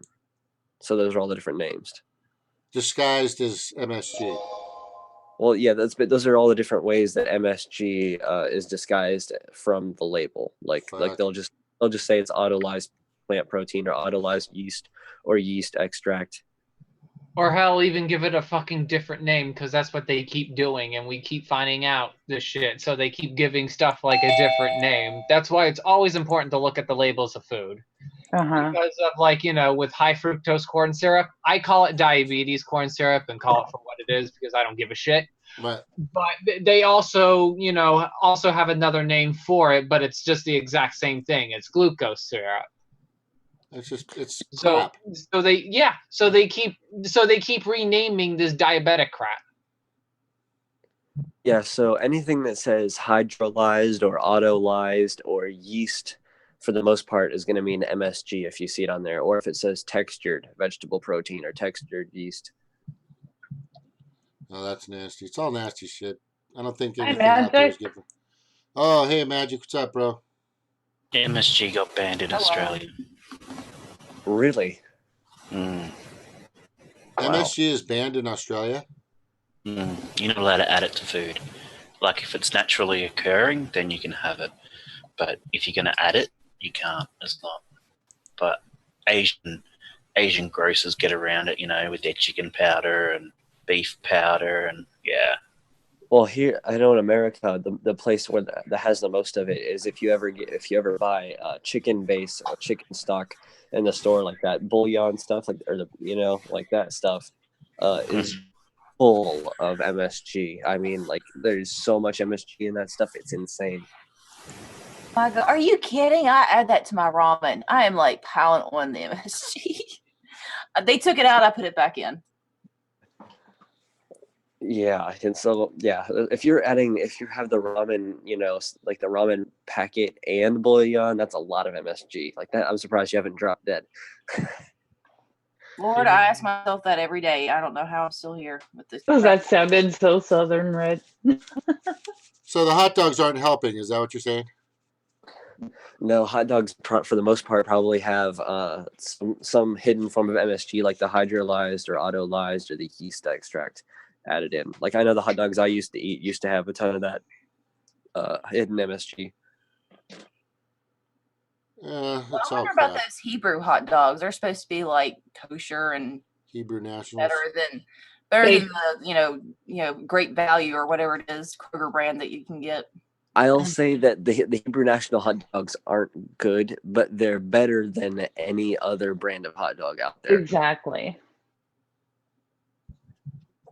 I'm sorry. I like my own hot dogs. I actually grind the meat and put it in the casing. There's only 4 ingredients and none of it. You make your own hot dogs? Mm-hmm. Well, at least you'll know that there's no rat feces in it, because legally don't. there's allowed to be, a certain amount of rat feces. That's rodent feces, yeah. Oh my God! So yeah. So they add rat shit to diabetic food, and it's like they're trying to fucking kill people with this fucking shit. They don't add it. They just don't take it out. Yeah, it's from the because there's mice and rats and stuff running around in the factories, and so if some droppings fall in, it just has to be diluted to a certain extent for it to be fucking gross. legally safe. It is gross, but I mean it's what they that's the minimum amount they consider to be harmful. Or the maximum amount they consider to quit eating anything like that decades ago. It's like, ugh. But it's that way with things. Pasta is the same way. If you get pasta from the grocery store, there's probably I think there's a legal limit for how much feces, like fecal matter, is allowed to be in that. That's what Jesus fucking Christ. Stevie just put up, that there's an allowable amount of. Snork, you probably know this. There is an allowable amount of certain things in our water supply that. Yeah, some water it's more. The highest level that's allowed is in spring water, where you can have 8 grams of rat feces per liter. Oh my God, so much. 8 grams per what? Every ounce or every liter? Every liter. That's a lot of rat feces in 1 liter. Holy shit. Like, that's I'm thinking of strawberry fields. I'm thinking of beautiful sun now. So Snork, you're telling me that there's legally there legally has to be less feces in hot dogs, then there has to be in water. Well, it depends on how the water is labeled. Right. If it says spring water, they're not allowed to filter it out. Oh. If it says drinking water, it means they've filtered out. They have a much lower amount that's allowed in drinking water than in spring water. Okay. Tap water just has to be dead. Ugh. But Yeah. don't forget, there's going to be levels of rodent feces in grain products as well. And everything. Yeah, that's why I was saying pasta and bread. And if you ever see video clips of a pop bottle or can factory, you'll notice that they always tip the cans multiple times in the production before filling. And like cans will go through an area where they rotate, where if they have even 1 gram or just 1 rat feces in it, that's enough to make them fall off the rail. Wow. So water, Coke, Pepsi, 7-Up products, they're all very careful that their customers never see a rat turd. Well, I remember reading about that there was a story about the one guy who opened up his Pepsi and took a sip, and there was a dead frog inside, and he like vomited it up all over the place, and like the Pepsi plant had no idea what happened. Yeah, they're very careful about it, and usually if one does occur, it's a disgruntled employee, because they really, really go out of their way to make sure. Yeah, it's probably just some guy. Yeah. When I see mice like to crawl in the bottles when they're first made, and they're nice and warm out. Like if they're made up in the north. When the mice come in out of the cornfields, go into the factory, they love to fall into the bottles and they can't get back out. So they will have a large number of bottles that they will have to destroy because there's mice in them. So they really closely have all kinds of machinery to detect and reject bottles for mice. And then don't these factories also have a lot of like bug catching light installations too, like that have like one-way screens and stuff for the bugs to fly into and then get stuck? An actual fill location for like Pepsi or Coke, there will be suds all over the floor. Any bug wouldn't make it across it. The soap would get into their joints and kill them. Oh wow. Yeah, no, they are very careful. You never hear an instance of Pepsi or Coke finding a cockroach in their bottles or anything. No, they have to be. You can imagine the lawsuits. Sometimes the fill rooms will be positive pressure. So like if a fly were to fly up to the room, they would get blown out of a crack. They couldn't fly in. I think Pepsi, Coke, Dr. Pepper, from the few installations I've seen, better security than most military bases or nuke plants. What happened to Magic? He was here and then he's gone. All right, maybe he'll come back. He was in chat. I was just gonna say, hey, welcome. What's going on, man? Maybe it's a top. Maybe he just had to go hurl with the topics that we're talking about. Yeah, I was thinking this is a really good. I don't know. It's hard to get off of this because, I always tell everybody that, remember those days, and we don't, that you used to live down by the river and, not in a van. I'm talking about, in the little hut, in the teepee, the Native Americans, and they had fish and they go hunt, they get their buffalo meat, and everything was, they'd have some kind of fruits and berries or something they kind of grow maybe. I don't know if they were big agriculturalists back then. I don't think they were. They're more hunter gatherers, but everything was so simplified. Everything was just so very easy and just efficient. It just seemed like things now are just so complex that you have to keep adding to protect yourself with the regulations, the codes, and everything that's out there, and then they allow for a certain amount of crap to literally to be inside of your food and your water, because of you have to feed the masses and you can't control the amount of rodents that find their way into these giant facilities, these big production places that and at some point you've got to allow just a couple of pellets in there. That's the way it is.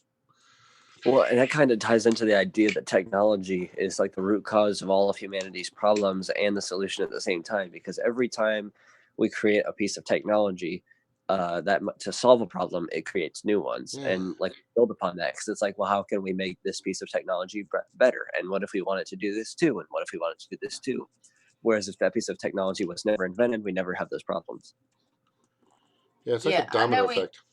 yeah, we kind of debate on this back and forth with, driverless cars, AI. There's so much that they use technology for, automation. They use all this stuff to end up what should be a good thing to help people. It ends up being this horrible thing that screws a lot of people over. It's like, unless we're going to go back to, what you were saying, James, back to this, growing and catching and doing your own stuff. If you're Simple not, life. we're going to have to go. And I know I just got done with Star Trek Voyager, but, I'm kind of still in that kick. We could have that kind of society. We could have that kind of life where, we have, replicators and stuff. I mean, like, we could have that. Like, that could be what technology is. It doesn't necessarily have to be this horrible, scary thing. I mean, like the internet, like it's, the establishment sees it as a horrible, scary thing because look at what we're doing with it. But I mean, it could be something that really helps a lot of people. But the thing is, the people that control it don't want to use it for those purposes. So, Well, even the people who don't control it. I mean, like the thing about the internet is while it is our greatest tool, it's also our greatest distraction. And like there's this thing called the technosphere, and like it's the personified idea of like the internet as a living creature, and like what are its goals. And technology, certain technologies, we don't improve them because it improves our lives. We improve it because it makes the technology better, just because it makes the technology better. And like with the internet, a lot of the internet's things, like a lot of the purposes that the internet serves aren't actually useful to humans. It's just to distract us and to keep us busy, and to keep us from worrying about the actual problems and like what's actually going on around us in real life. Same with video games.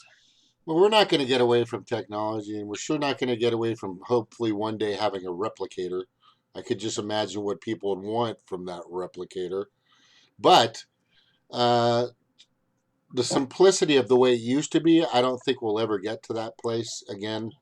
You can, I mean, I've been out riding my bike out in the desert and kind of camping, but I mean, these guys pull up in these gigantic, they're called toy boxes. They've got everything in them. They've got bunk beds and jacuzzis and freaking huge entertainment centers and all kinds of crap inside of these things. And they make this wagon circle thing, and everybody parties in the center. It gets pretty fun and cool. But nobody's that I've seen lately kind of gone back to the basics of, hey, let's just go camping and be in a tent, fish, and hunt. That's kind of rare. I don't know if that'll ever, because everybody's got to have like the best technology when it comes to, they got GPS, they have, the best scopes for their guns, they have the best gear, camouflage gear, and just all these, the best boots and all this stuff when they're going out. So I just don't see us ever going back to the simplicity of just kind of Cro-Magnum-ish kind of, not too far back, but of just the simplicity of life, and it's kind of sad. I just, not to be sad, but so now we have to move forward and try to keep it simple, so we don't have 50,000 processed pieces of food inside of our meals, which is just terrible. I mean, I think China recently was putting out a particular kind of rice, and I think I brought this up to Snork a while back, that they were made out of a polystyrene. Is that correct, Snork? Yeah, it is. That's plastic. What? It was That's plastic. insane. Well, Yeah. they were doing it to they were mixing it with real rice to make it seem like they were selling people.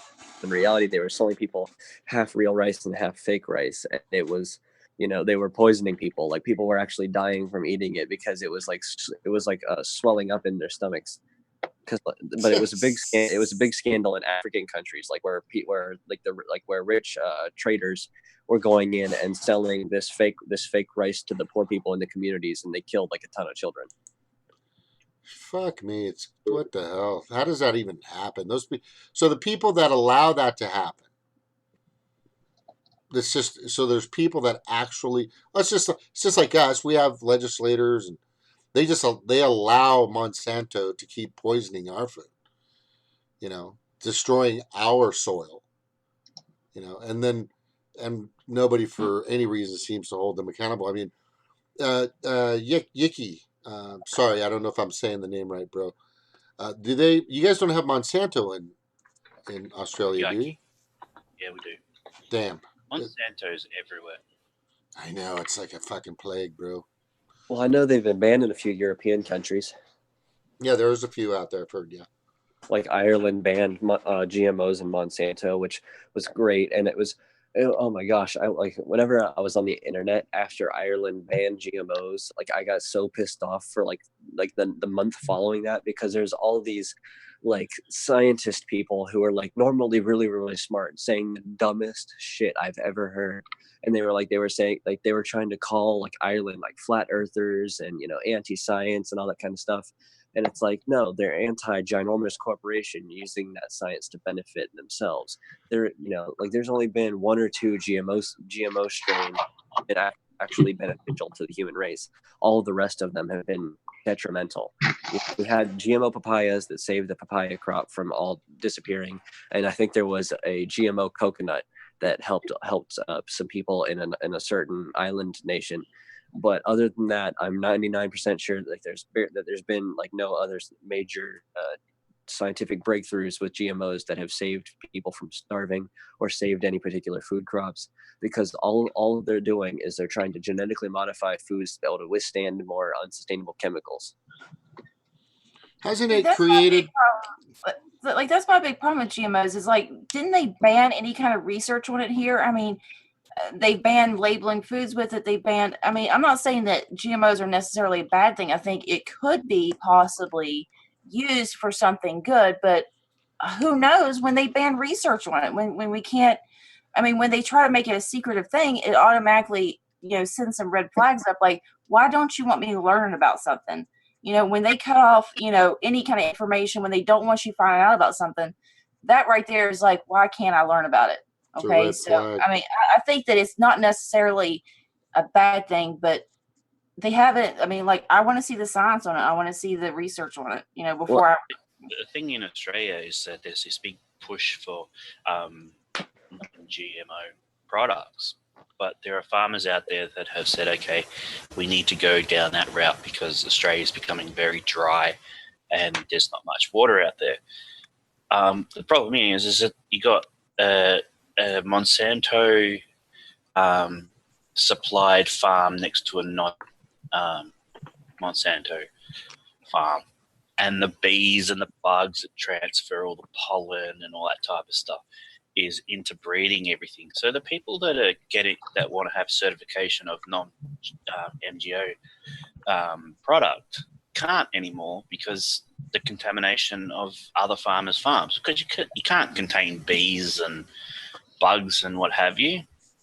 So they took Monsanto to court, but Monsanto won because it was just like, well, it's an unrealistic expectation to expect Monsanto to be able to control bees and bugs and stuff.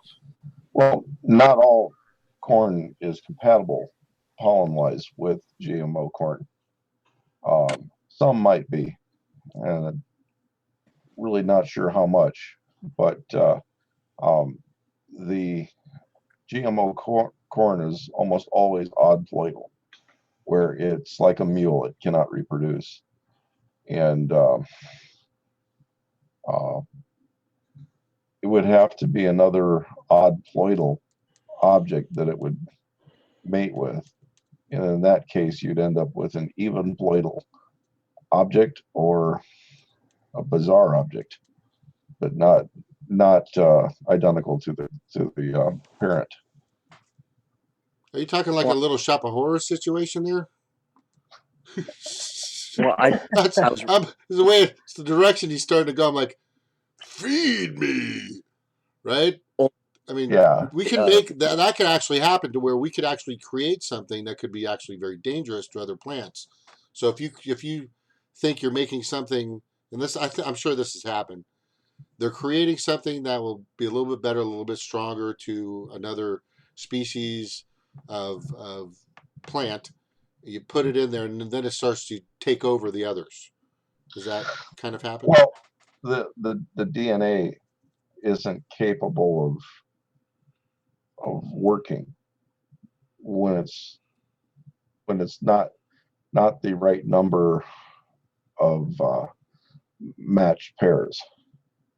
So they make sure that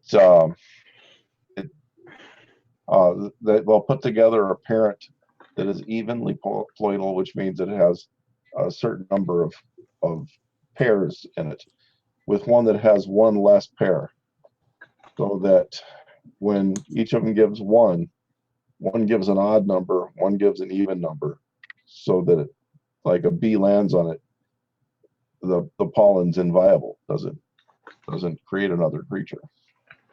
Well, but I also Yeah. know that one of the things that Monsanto does as part of their business model is that they'll grow stuff that they know is going to cross contaminate with the local farmers. That way, they can sue the local farmers for stealing their patented seed. I Whatever. think they had to quit doing that. I'm really sure that all they do is odd ploidal on that now. Well, because it wasn't just corn; it was also with soy, and they were My hiring wife private. was doing it all. She was potatoes, corn, soy, even stuff out in Hawaii. I can't remember what stuff it was, but she it was always odd ploidal. Yeah, but I remember there's actual documented cases of farmers that were getting like shaken down and taken to court by Monsanto and Was that followed like 20 years ago? No, it was 10 years ago. Yeah, I think it's a practice that they've discontinued just so they wouldn't have court cases. I don't know the exact reason, but I do know that my wife would. A lot of work went into the controlling the ploidality.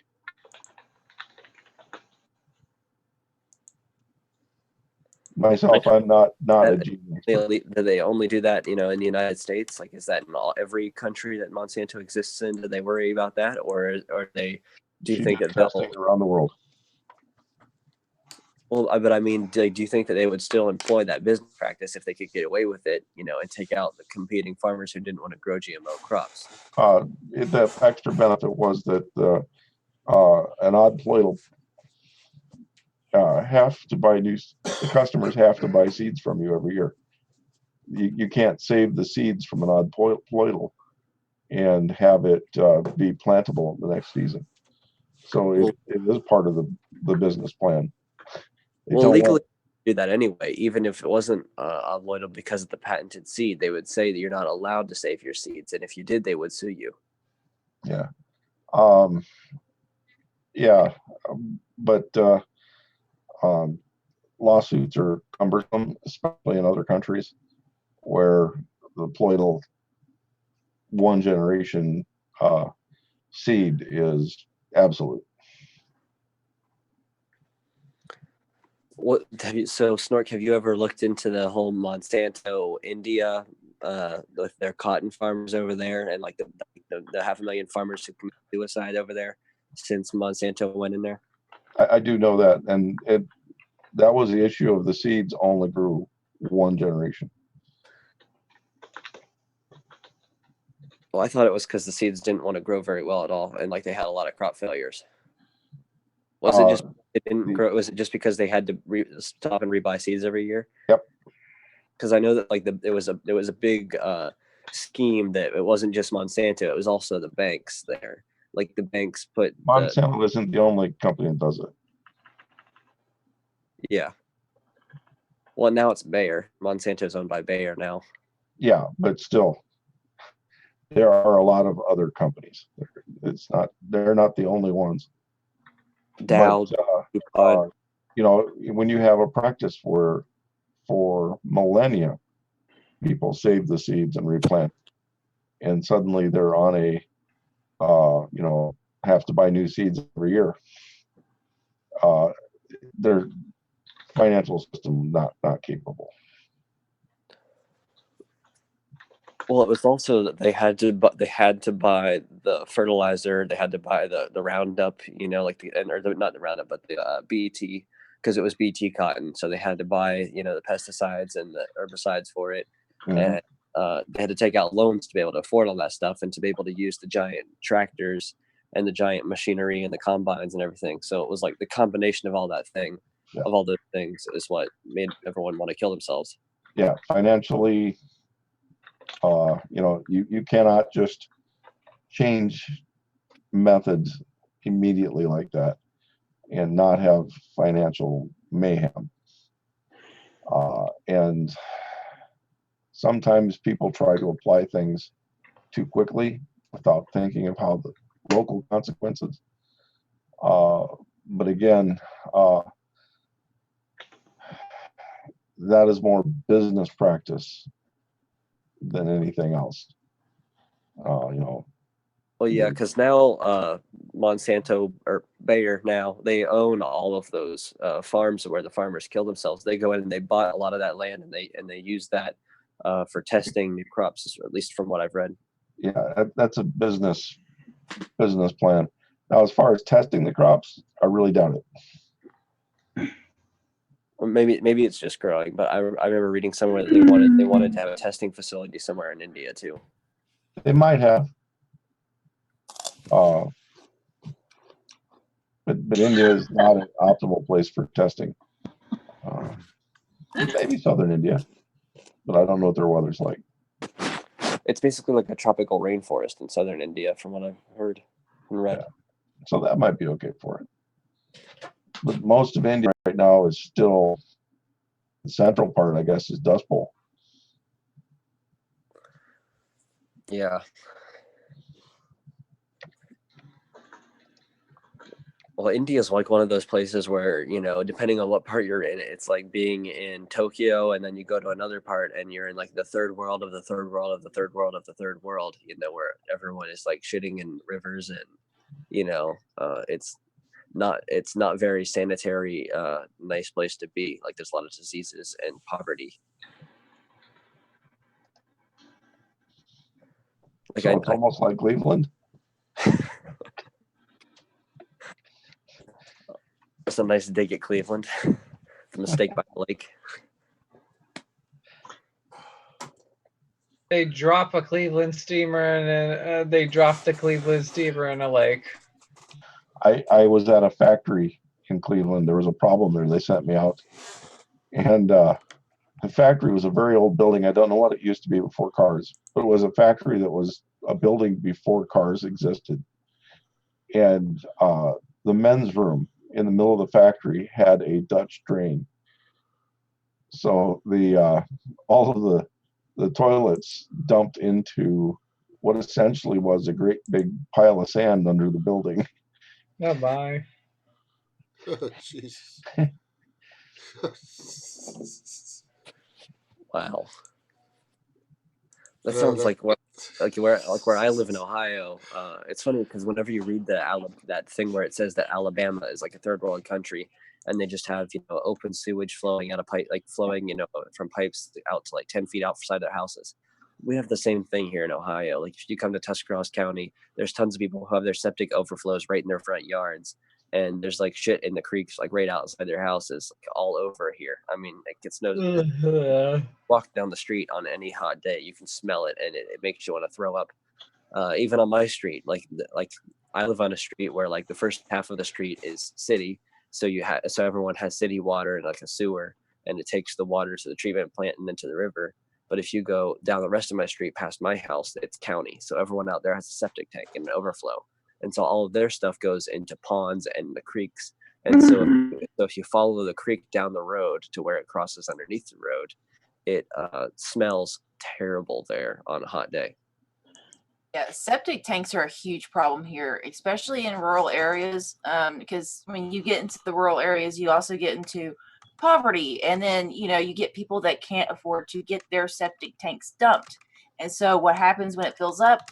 Not the grandma I've been talking about, but on my dad's side, you know what she would do? She'd just throw lye out in front of it. It would just throw lye out in her yard. It would spew out into the neighbors, out into the creek.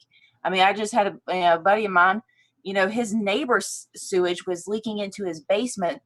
The people wouldn't come out and fix it, so he busted the pipe wide, paid a guy with a backhoe to bust the pipe wide open in order to get the people to come out in order to fix it. So all that sewage was just leaking out into the creek. And I'm like, buddy, it went from your problem to everybody's problem. But, they kind of force his hand when they won't go out and clean up other people's shit out of his own basement. So it's like, you kind of force these people into these situations, and this is what happens. And then on top of that, you've got people that use like well water and stuff like that, and it's just like, man, like it is so toxic in these areas. And what happens, it all goes downstream. All this stuff that we don't even think about it, it's just like, oh, you throw it out in the creek.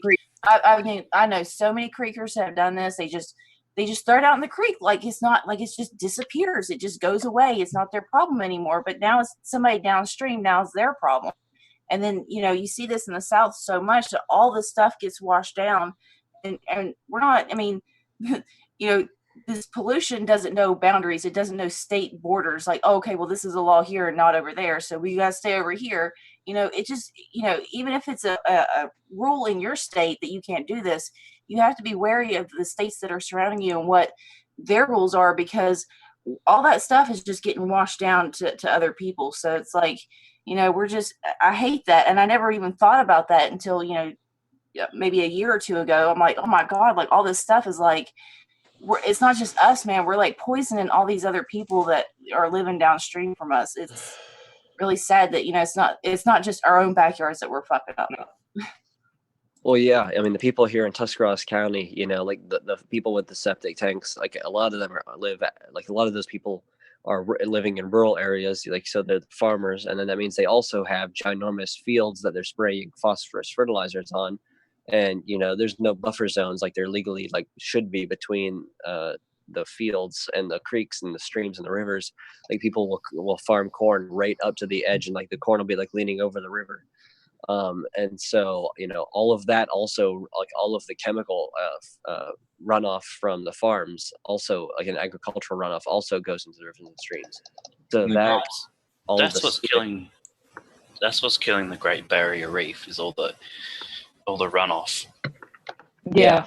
And that's what's causing all the toxic algal blooms too. Like, cause in Lake Erie, that's where all of the northwestern Ohio agricultural runoff goes, and it's causing humongous toxic algal blooms there every year, and it's like getting really, really ridiculously bad. And then all of the rest of Ohio's toxic waste goes down through, in my case, like for Tuscarawas County, it goes into the Tuscarawas River, and then the Muskingum River, and then the Ohio River, and then the Mississippi River, and then out to the Gulf of Mexico, where it causes a toxic algal bloom there. So like with the plastic that it takes for like a shampoo bottle, which you're going to use for like something that it takes like 10,000 years to disintegrate or something, or whatever it is. If a company pays like 3 cents per plastic bottle, and then another company figures out a way to make a similar plastic bottle, but it's going to like biodegradable and be healthy, or a million times healthier for the environment. Like, don't you think the government should subsidize that extra, like, maybe let's say it's extra, 7 cents, and it's actually 10 cents a bottle? Like, wouldn't that be a good law if, like, or to put, like, kind of some legislation or something out there, like, that help companies do that in all kinds of scenarios? Like, okay, if you can make it better, if you can make it environmentally whatever, then we'll help you, part of the way, or something like that, like incentives and stuff.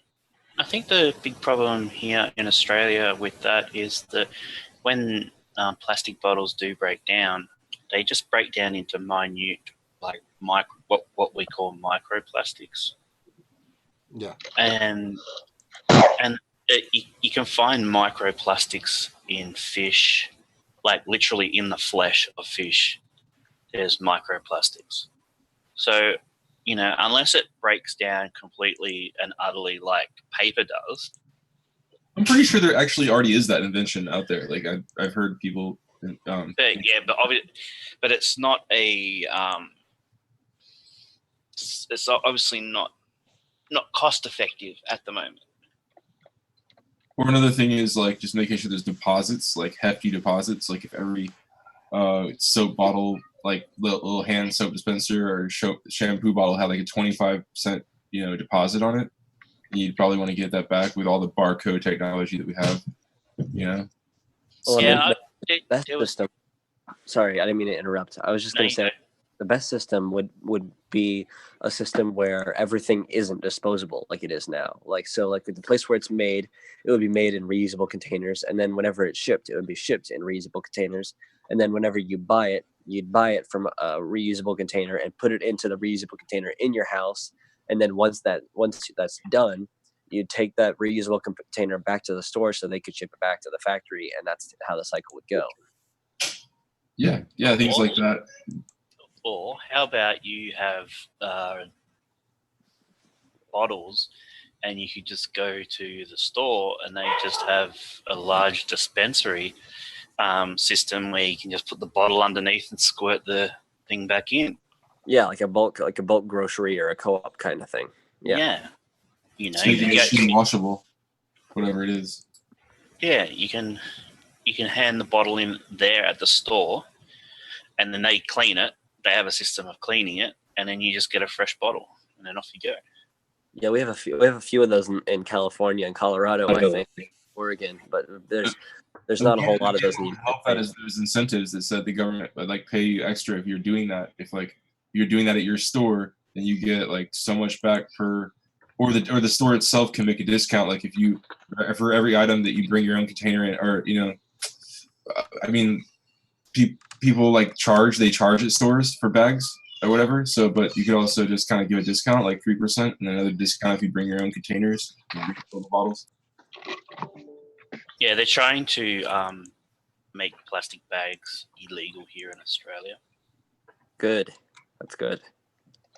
So, but a lot of people are upset about it. Like 5 years ago, they made it illegal in China to give out free plastic bags. So it has to cost something. And that's the small stuff. Yeah, they're the really thin plastic bags that you get. They're trying to outlaw them, but you can buy like the really thick plastic bags. Oh, like the reusable plastic bags? Yeah. California has that. California is all, they don't give out, well, most grocery stores won't give out the plastic bags that you normally get, the thin ones you're talking about. And you have to pay 10 cents for the other bags, which I like those bags because they're great trash bags. But anyway, it's just, they're really trying to buckle down on that crap just blowing around and all the microfibers and everything that's going into our oceans and just destroying everything. It's just so overwhelming how much crap there is everywhere. It's just, and I just put up, you guys didn't see it, but I put it up on YouTube. There are hemp-made biodegradable bottles and containers out there that break down really fast and are biodegradable. But the idea that I think Ben had, and then Lucas kind of brought it up as well, is if we could all just carry around our permanent bag, our permanent bottle, and our permanent cup and containers, whereas maybe they would be cleaned, or there'd be a cleaning station at every place you go to where you can put your new hamburger in it, or something of that effect. I think that's something in the future that we might want to really look at, is just have your permanent containers that you always keep around, like your little kit. Like a reusable water bottle, like a canteen, like that you could just, and if you needed to wash it off, well, you go up to the sink, you get some dish soap, and you wash it off, and then you use it. But isn't it weird that we have so many like sanitary laws when it comes to, giving homeless people food, or when it comes to our own containers, but the food that we have to have everything sanitized for is absolute garbage. It's like you have to make sure that you put your garbage food into something that's totally sterile and won't hurt you.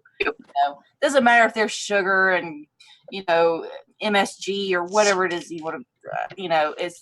It's so backwards the way we do things. Backwards. I don't use any anti anything. That I want to keep my immune system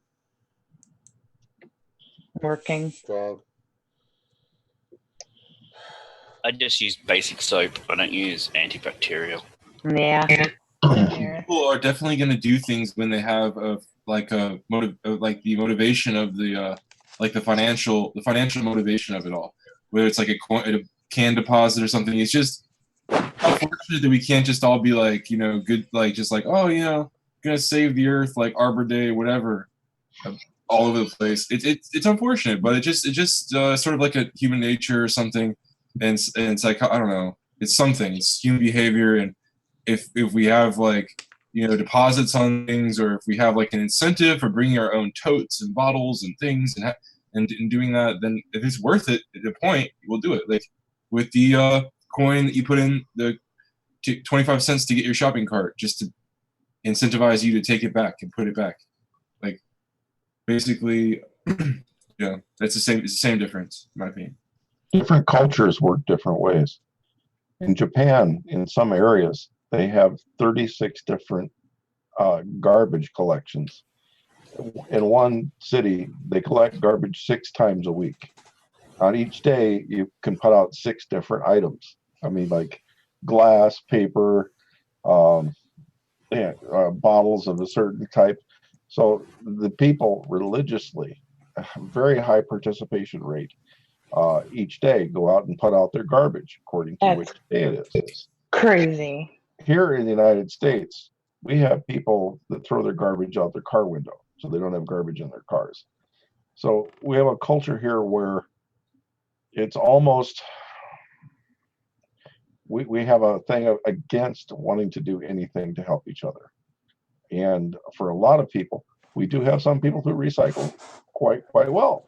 We have other people who won't even put anything in the garbage can.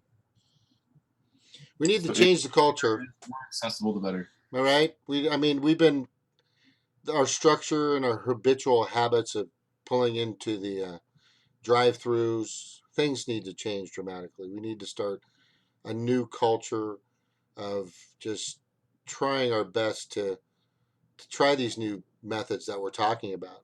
Our own containers, there's nothing wrong with that. Cleaning stations, when you go in, that you can clean them and just throw them in there and they can be cleaned real quick so you can reuse them, and just ways of cutting down on so many disposable containers. Just when you get your packages in Amazon, they have these little filled air packet plastic bag type of things. Like just the other day, for the first time, I took some scissors outside and stabbed all of them, and it actually rolled up in a really small ball. And then I put it in like a garbage, the regular type. You put it in with your garbage, like for your trash, just the liner, the plastic liner. Like I filled up like 2 of those with the plastic bags I get from stores, like completely full. And I'm gonna go like just dump them all at once in those, in grocery stores they have the plastic bag return thing. But so I'm also putting those little bubbles that are plastic. I'm also popping those now and putting those in there, hoping it recycles too. It has a little recycle symbol on it, so I guess it's recycle. Going, just staying on that Amazon theme. I was looking for a webcam so I could show my beautiful face to you guys, and I was looking at a Logitech, and I searched on the internet, and the cheapest place I could get it was in California, in America, and they were charging me half the price to ship it to me from California than they were charging me from a local seller, which was 45 kilometers away. That's crazy. Jesus. And then I thought, well, hang on, I've just saved myself I just saved myself 60 Australian dollars, which is about 45 US. I might as well buy a stand for it, and the stand was under half the price. buying it from America, getting it shipped here, than it was to buy it in Australia. God, that just doesn't sound normal. I mean, It's just wasteful. What's crazy is it's going to be shipped there from America possibly whenever it was made in China originally and shipped to America. It's probably Yeah. coming from China, but they're saying it's coming from here. Well, it might be if it's actually since it's a piece since it's a Logitech, it might be coming from South Korea or Japan, because South Korea and Japan make a lot of our tech stuff. Like you know, but my point is, even though if it's coming, doesn't matter where it's coming from. It can be coming from New Zealand. The fact that it's cheaper to have it imported from another country than it is to have it shipped to me from a business within Australia, it's mind-blowing. Like the carbon footprint of that item coming from Japan, Korea, America is so much bigger because it would be coming by air, whereas if it was being shipped to a distributor, it would probably come by sea. So it's just mind-blowing and wasteful. I kind of want to go back. Sorry, instead of talking about Amazon, which I don't like, even though it's a thing that I use sometimes. Like once we started composting, and recycling, pretty much the amount of trash that we actually have per week. We have to take the trash and the recyclables out each week. Is very, very small. Like sometimes we don't even like throw the trash out for like 2-3 weeks just because there's hardly anything in there. So I mean, what's great about composting too is when you compost, of course, you get good soil output, plus worms. Worms you could do anything with. Like if you had chickens, you could feed chickens, give them more protein. You could go fishing with them, catch fish. A lot easier than buying anything out there. So I don't know. I think that's a good first step for a lot of people if they can do it. Yeah, composting is good, but another thing they say is good is just if you get rid of your trash can, you're less likely to throw stuff away, because if that trash can's there, the convenience of having it is something. So one of the things they say is can the can, and like get rid of your trash can, because then if you want to throw something away, it's a lot more work. And so that'll make you compost things. That'll make you think about, how can I reuse this? That'll make you think about, like, next time you buy something, you'll be like, well, I have to throw this away. Will it have a wrapper that's biodegradable or not? That's going overboard. I mean, there are things I can't do anything with but throw it in the trash. Well, but that's the thing though, is there are things you can do. Like even like think about, all right, so if you get candy wrappers, right? What could you do with a candy wrapper? There's a lot I'm sure you can't think of, but I can think of it.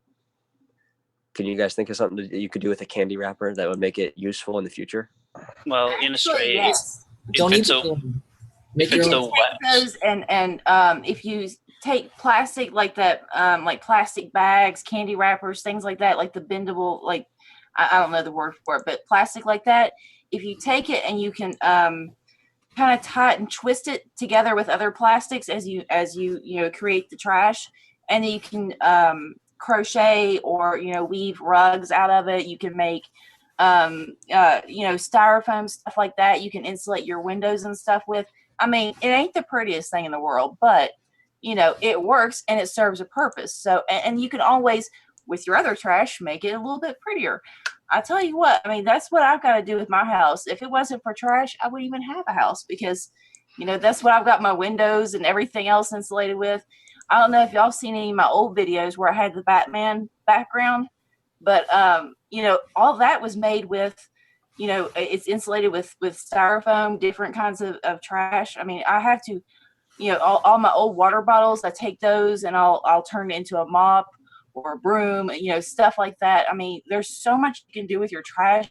I know the new, chic term for it is upcycling, but it's recycling. You're just taking trash and making it into something new, and call me trashy, whatever, but it works, and I don't have to give my money to Walmart or all these other, giant people. So, it works, and I got extra money for it. So.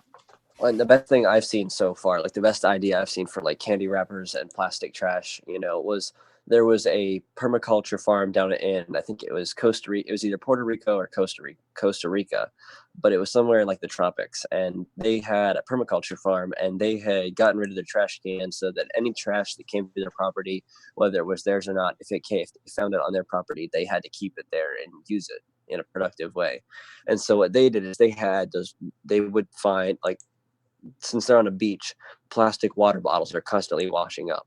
So they take all of the plastic wrappers and all that, and they shove them, like they compact them into the water bottles, like the plastic water bottles, and they like completely squish them in there. And so that creates all those micro pockets of air and turns those water bottles into insulated bricks. And so then they use those water bottles as bricks with cob, or like it's a type of cob that can withstand the tropics, like a kind of like cement, thermal mass kind of thing. And they'll use that, like that plaster cob, with these water bottle, trash bricks, and they'll build houses and sheds out of it. And it's like perfectly well insulated, and they can actually have like greenhouses in there that are cool in the summertime. Like, it's crazy.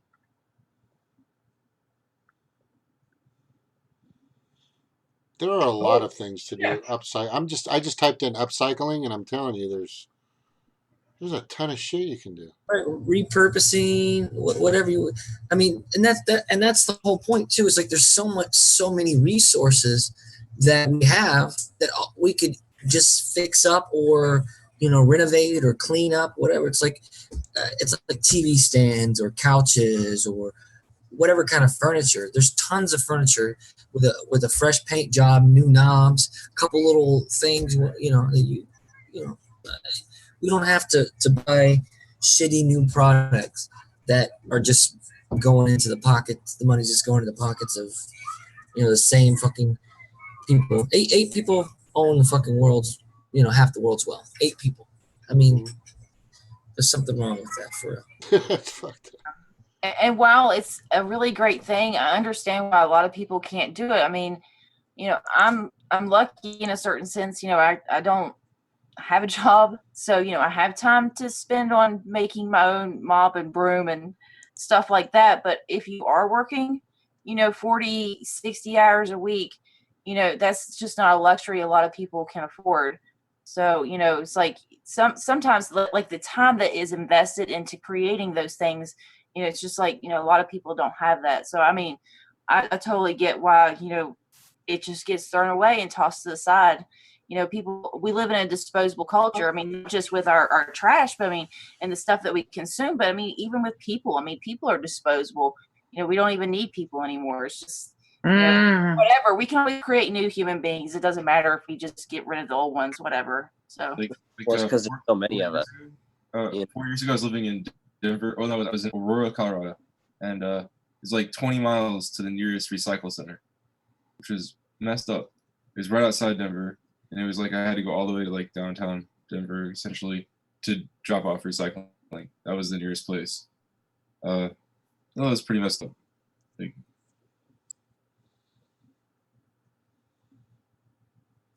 The disposable culture.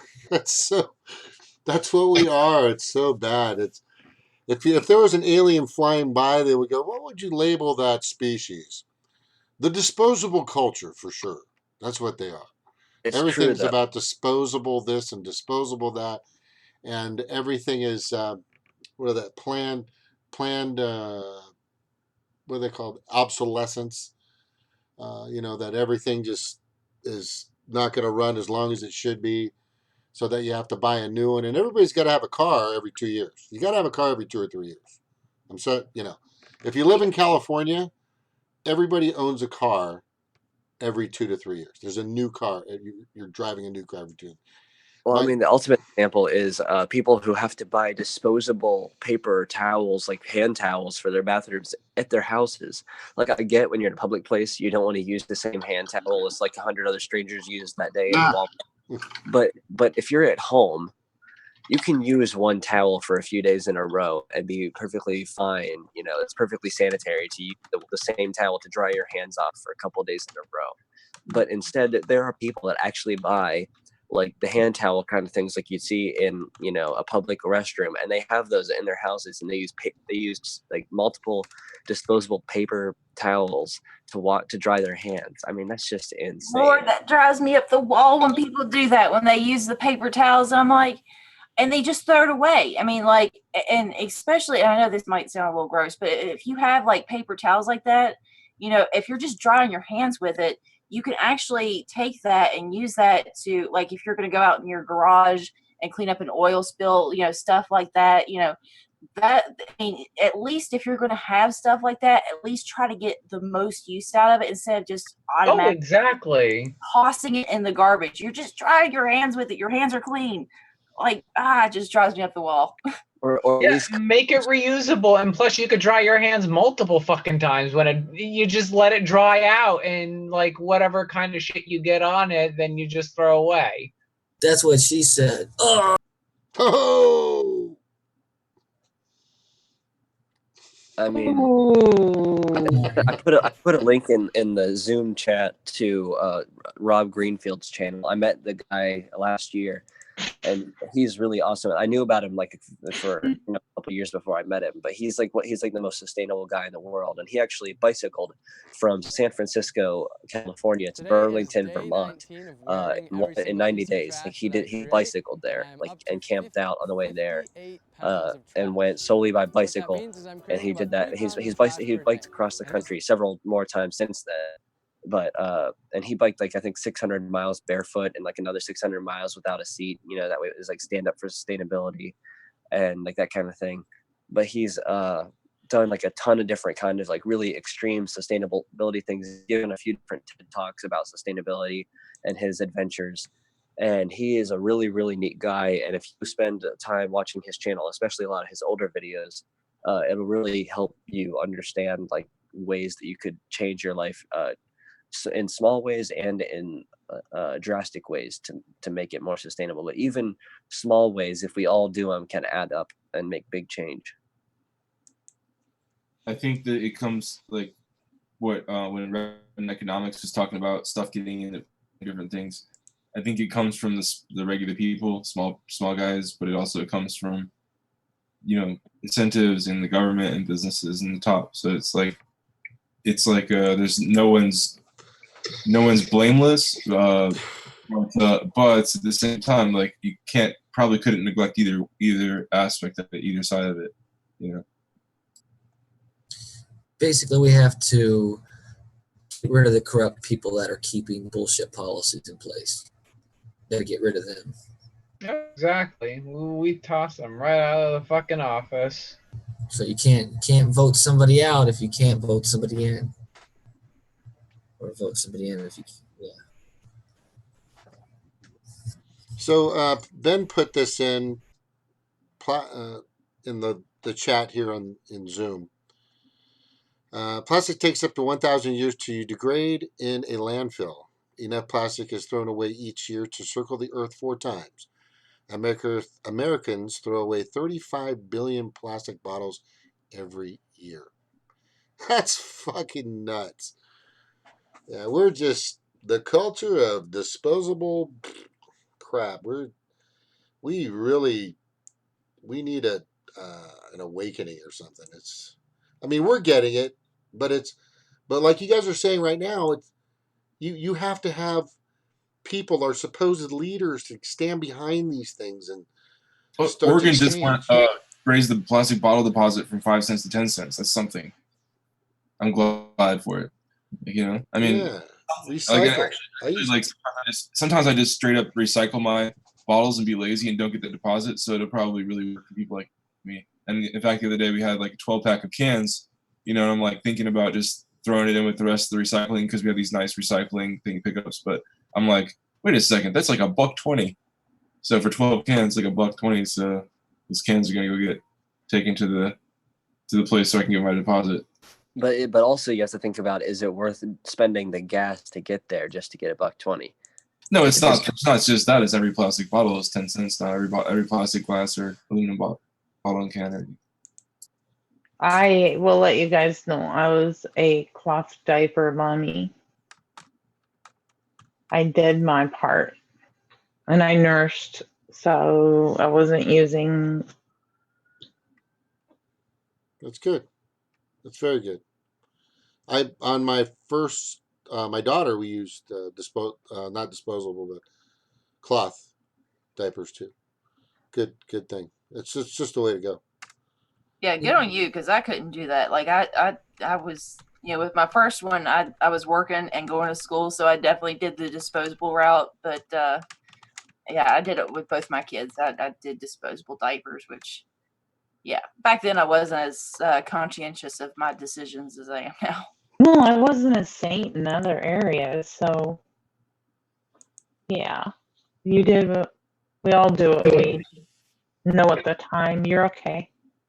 The biggest thing that keeps me from recycling is when I don't like rinse out the can, like, or something right away, the plastic right away, then it gets all nasty, and I'm like, I don't know, it's too much trouble to like rinse this out. So that's my confession. But whenever I rinse it out right away, then it's like, okay, boom, now it's not gonna like corrode up, like get gunk and crap all over my recycling trash can. Or That is such a sinful sin.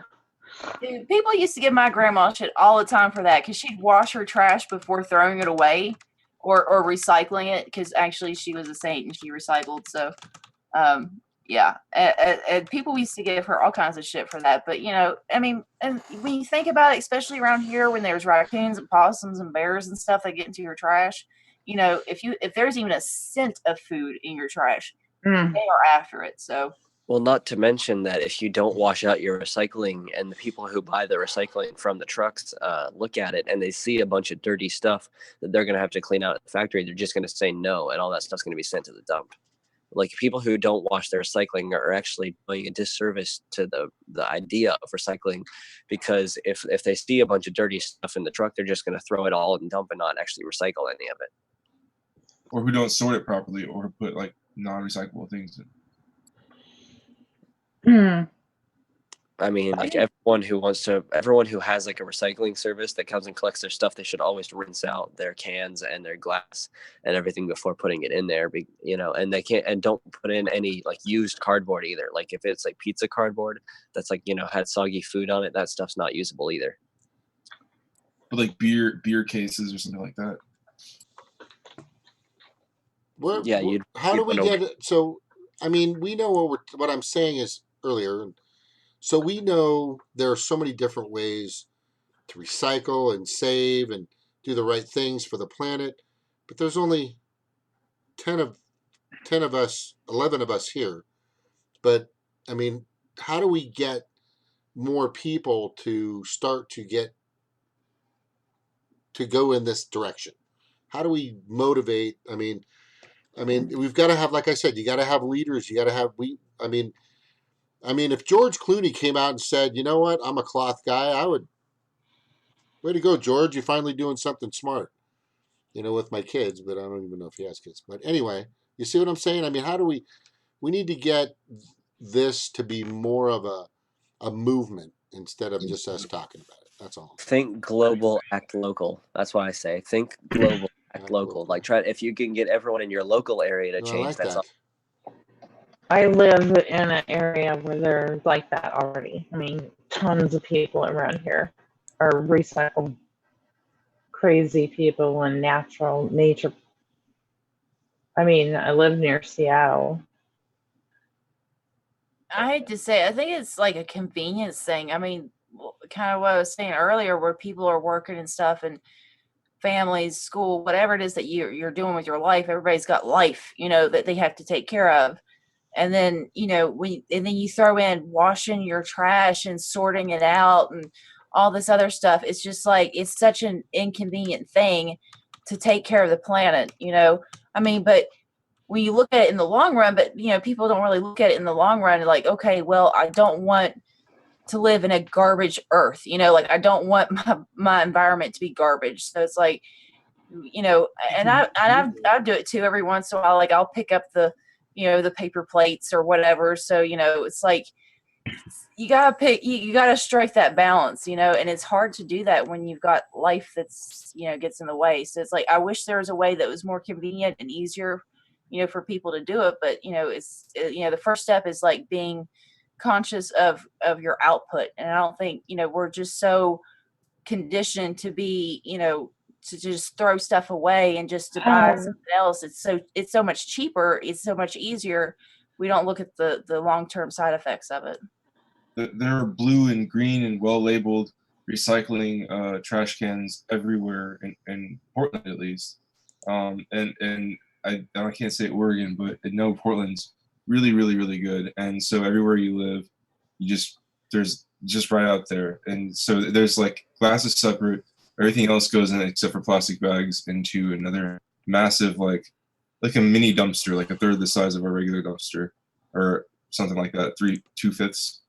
And it's pretty cool. I mean, it's pretty great. And so I just was able to recycle all the cardboard and junk from Christmas gifts and crap like that, and really with a lot of ease. Whereas like in Aurora, Colorado, I had to drive 20 miles, or so typically it's like that. In Missouri, essentially like 10 miles, 15 miles, or something. Like, it's ridiculous. Well, I don't think it's just convenience either, though, because like where I live, if you don't want to destroy the planet and spray toxic chemicals all over your lawn and all over the plants and all over the trees, I mean, you're seen as insane here. I mean, like if you want to do anything that's sustainable or just different or out of the ordinary or anything that's not completely 100% detrimental to the planet and to other people's health, you are seen as like an alien freak here. Like if you don't want to drive around the biggest truck that has like the least fuel efficiency and is like the most polluted and it has like the blackest smoke, like the noisiest goddamn, like the most annoying thing. I mean, it's insane. Like, I mean, like if you come to where I live, it's like, and you saw all the trucks driving around that are 10 feet off the ground, you'd think that like everyone who lives here must have this tiniest fucking penis. I mean, it's insane. Like everyone around here's trucks are just like, they're 10 feet off the freaking ground and they have like monster truck tires and everything. I mean, big or small, Jesus loves us all. Okay, big or small. Somebody needs to tell these guys it's not the size of the boat, man. Come on. People care about size way too fucking much. It shouldn't even be a big deal. Jesus titty fucking Christ. People should just get over themselves with like their own fucking sheer stupidity. It's this like culture. It's like, why do they even give a shit about the bigger fucking ego? That's male toxic Masculinity. There you go. I knew it was something. I was like, I just call it egotistical bullshit. It works on both sides. Well, why do you think Trump has that ginormous power? He's got the biggest button, okay, and the biggest. How do you know, Stevie? How do you know? He's got tiny hands, guys. Debbie Wasserman Schultz has fucking manly hands, but no one talks about those. Oh, I mean, when she pointed that finger at that cop, she got very manly, and no one even fucking pointed that shit out. Hey, now don't be dissing big man hands, okay? I got some big old. No, it's like but it's pretty big for lady hands. No, it's like Debbie Wasserman Schultz because of like it's the name. It's the name. She knows how to put the word man into Wasserman. I couldn't believe Trump's thing though. When I heard him say that about my buttons worked too. It was like, you motherfucking idiot. Yeah, and it totally works. There's nothing wrong with my button, okay? It's fully functional and it's bigger than any of your guys, okay? But never. Cockfight. I'm like, yeah, just go ahead and whip it out and throw it on the desk, dudes. Like, just let's have a measuring contest. He'd miss. That's where we're at right now. Really. Wouldn't that be great if that was how countries solved their problems, is they just whipped out their dicks and had a measuring contest, and whichever I'd country lose. We'd win. They won. Number one.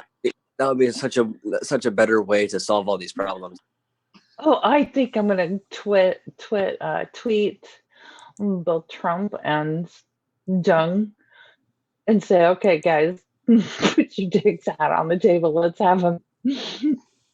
Un would probably win. I'm gonna do that just because I feel like doing something like that. I don't know. You Whip it out, man.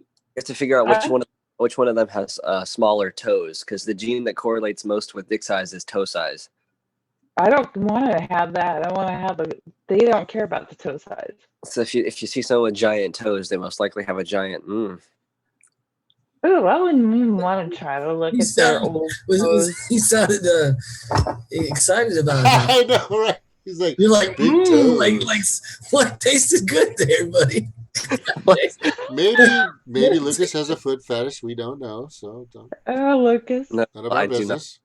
No, I do not. I guarantee you, I do not. Okay. Hey, listen, we don't judge, man. Like to each its own. Everybody likes their own little shit. They like, booty hole tickle, whatever you like. People have their own kinks. Okay, so I thought we were talking about trucks. As long as it's not like gross and fucked up. Oh, now you're putting rules on it. How did we get to the conversation of fetishes? I don't know. We're talking about trucks. I got a truck, but my truck's just a regular truck. Oh, I gotta ask you, Lucas, is coal rolling a thing up there? Do you have those kind of trucks? We have those kind of trucks, but luckily that they don't know what that is. Like they're not that dumb yet to know what that is and to do that to people. Like we are very, very lucky in that regard. But everyone still tries to make their trucks as inefficient as possible, so that it spews out as much black awfulness, from the exhaust pipes as they possibly can. They try to make it as loud as the trucks can possibly be. So whenever they, come around the corner, you automatically hear that deafening and it just that they must have a really tiny one as they possibly can. They try to make Up it here, we not only have the diesel trucks that so whenever they, put out the extra smoke, they actually have dualies where they'll have 4 wheels in the back of the truck, not 2. Mm-hmm. And they got flares on the back for the extra ones. A lot of them will have what's called a 5th wheel. It's a hump on there, almost like a semi truck for taking big trailers. Oh, See, where we are don't these? have those in Australia. We don't do that. Yeah, we've got a lot of those where I live. We got a lot of those trucks with the double, with the 4 wheels in the back. We have a ton of people who drive those. And then we also have a bunch of people who have trucks with the flagpoles in the back, where they'll put a Confederate flag on there and drive around with that. Yeah, Confederate flags just seem strange here, and I see them in Owine. We're almost in Minnesota. We're way north.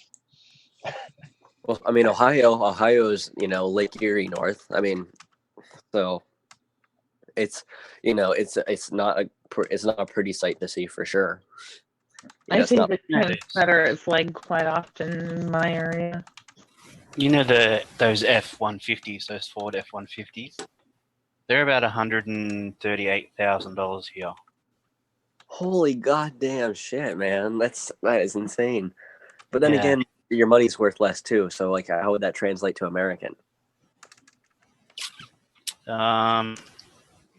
Probably about 110-ish. Sounds it's quite expensive to ship something that far. Oh yeah, of course. And for a while, Ford Mustangs were made in Australia, and it cost quite a bit to ship them here. Oh, and the cost of y'all's video games are ridiculous. Yeah. Mm. Our government likes to tax.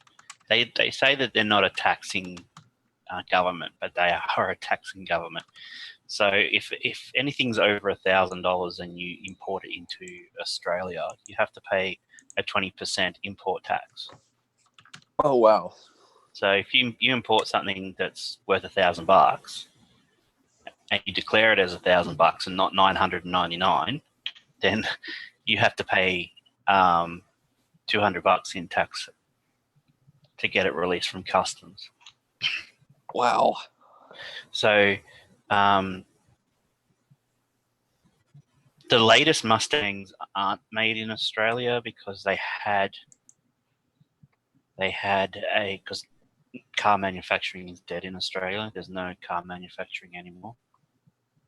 But they were saying a Mustang, top of the range Mustang, is about $85 to import. So a Mustang is cheaper than a pickup truck where you live? Yeah.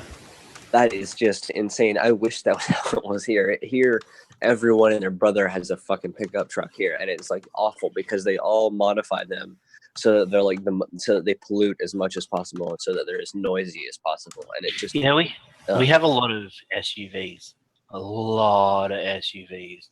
Jeep is really popular in Australia, and they're just shit drivers who drive Jeeps because they're cheap and everybody buys a Jeep and thinks that they're like special on the road because they drive a Jeep.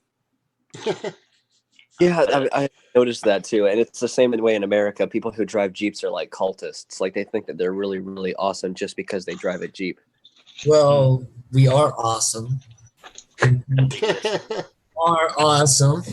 I'm not talking about the Jeep We're one drivers of the that drive most the Jeep reliable Wrangler. cars in the world. They're the most driven car, or something like that. Just let you know, buddy. Just let you know. I'm not talking about like Jeep Wranglers and stuff like that. I'm talking about Jeep Cherokees and stuff like that. People who think that they're driving a luxurious European car, but they're not. They're driving a Jeep.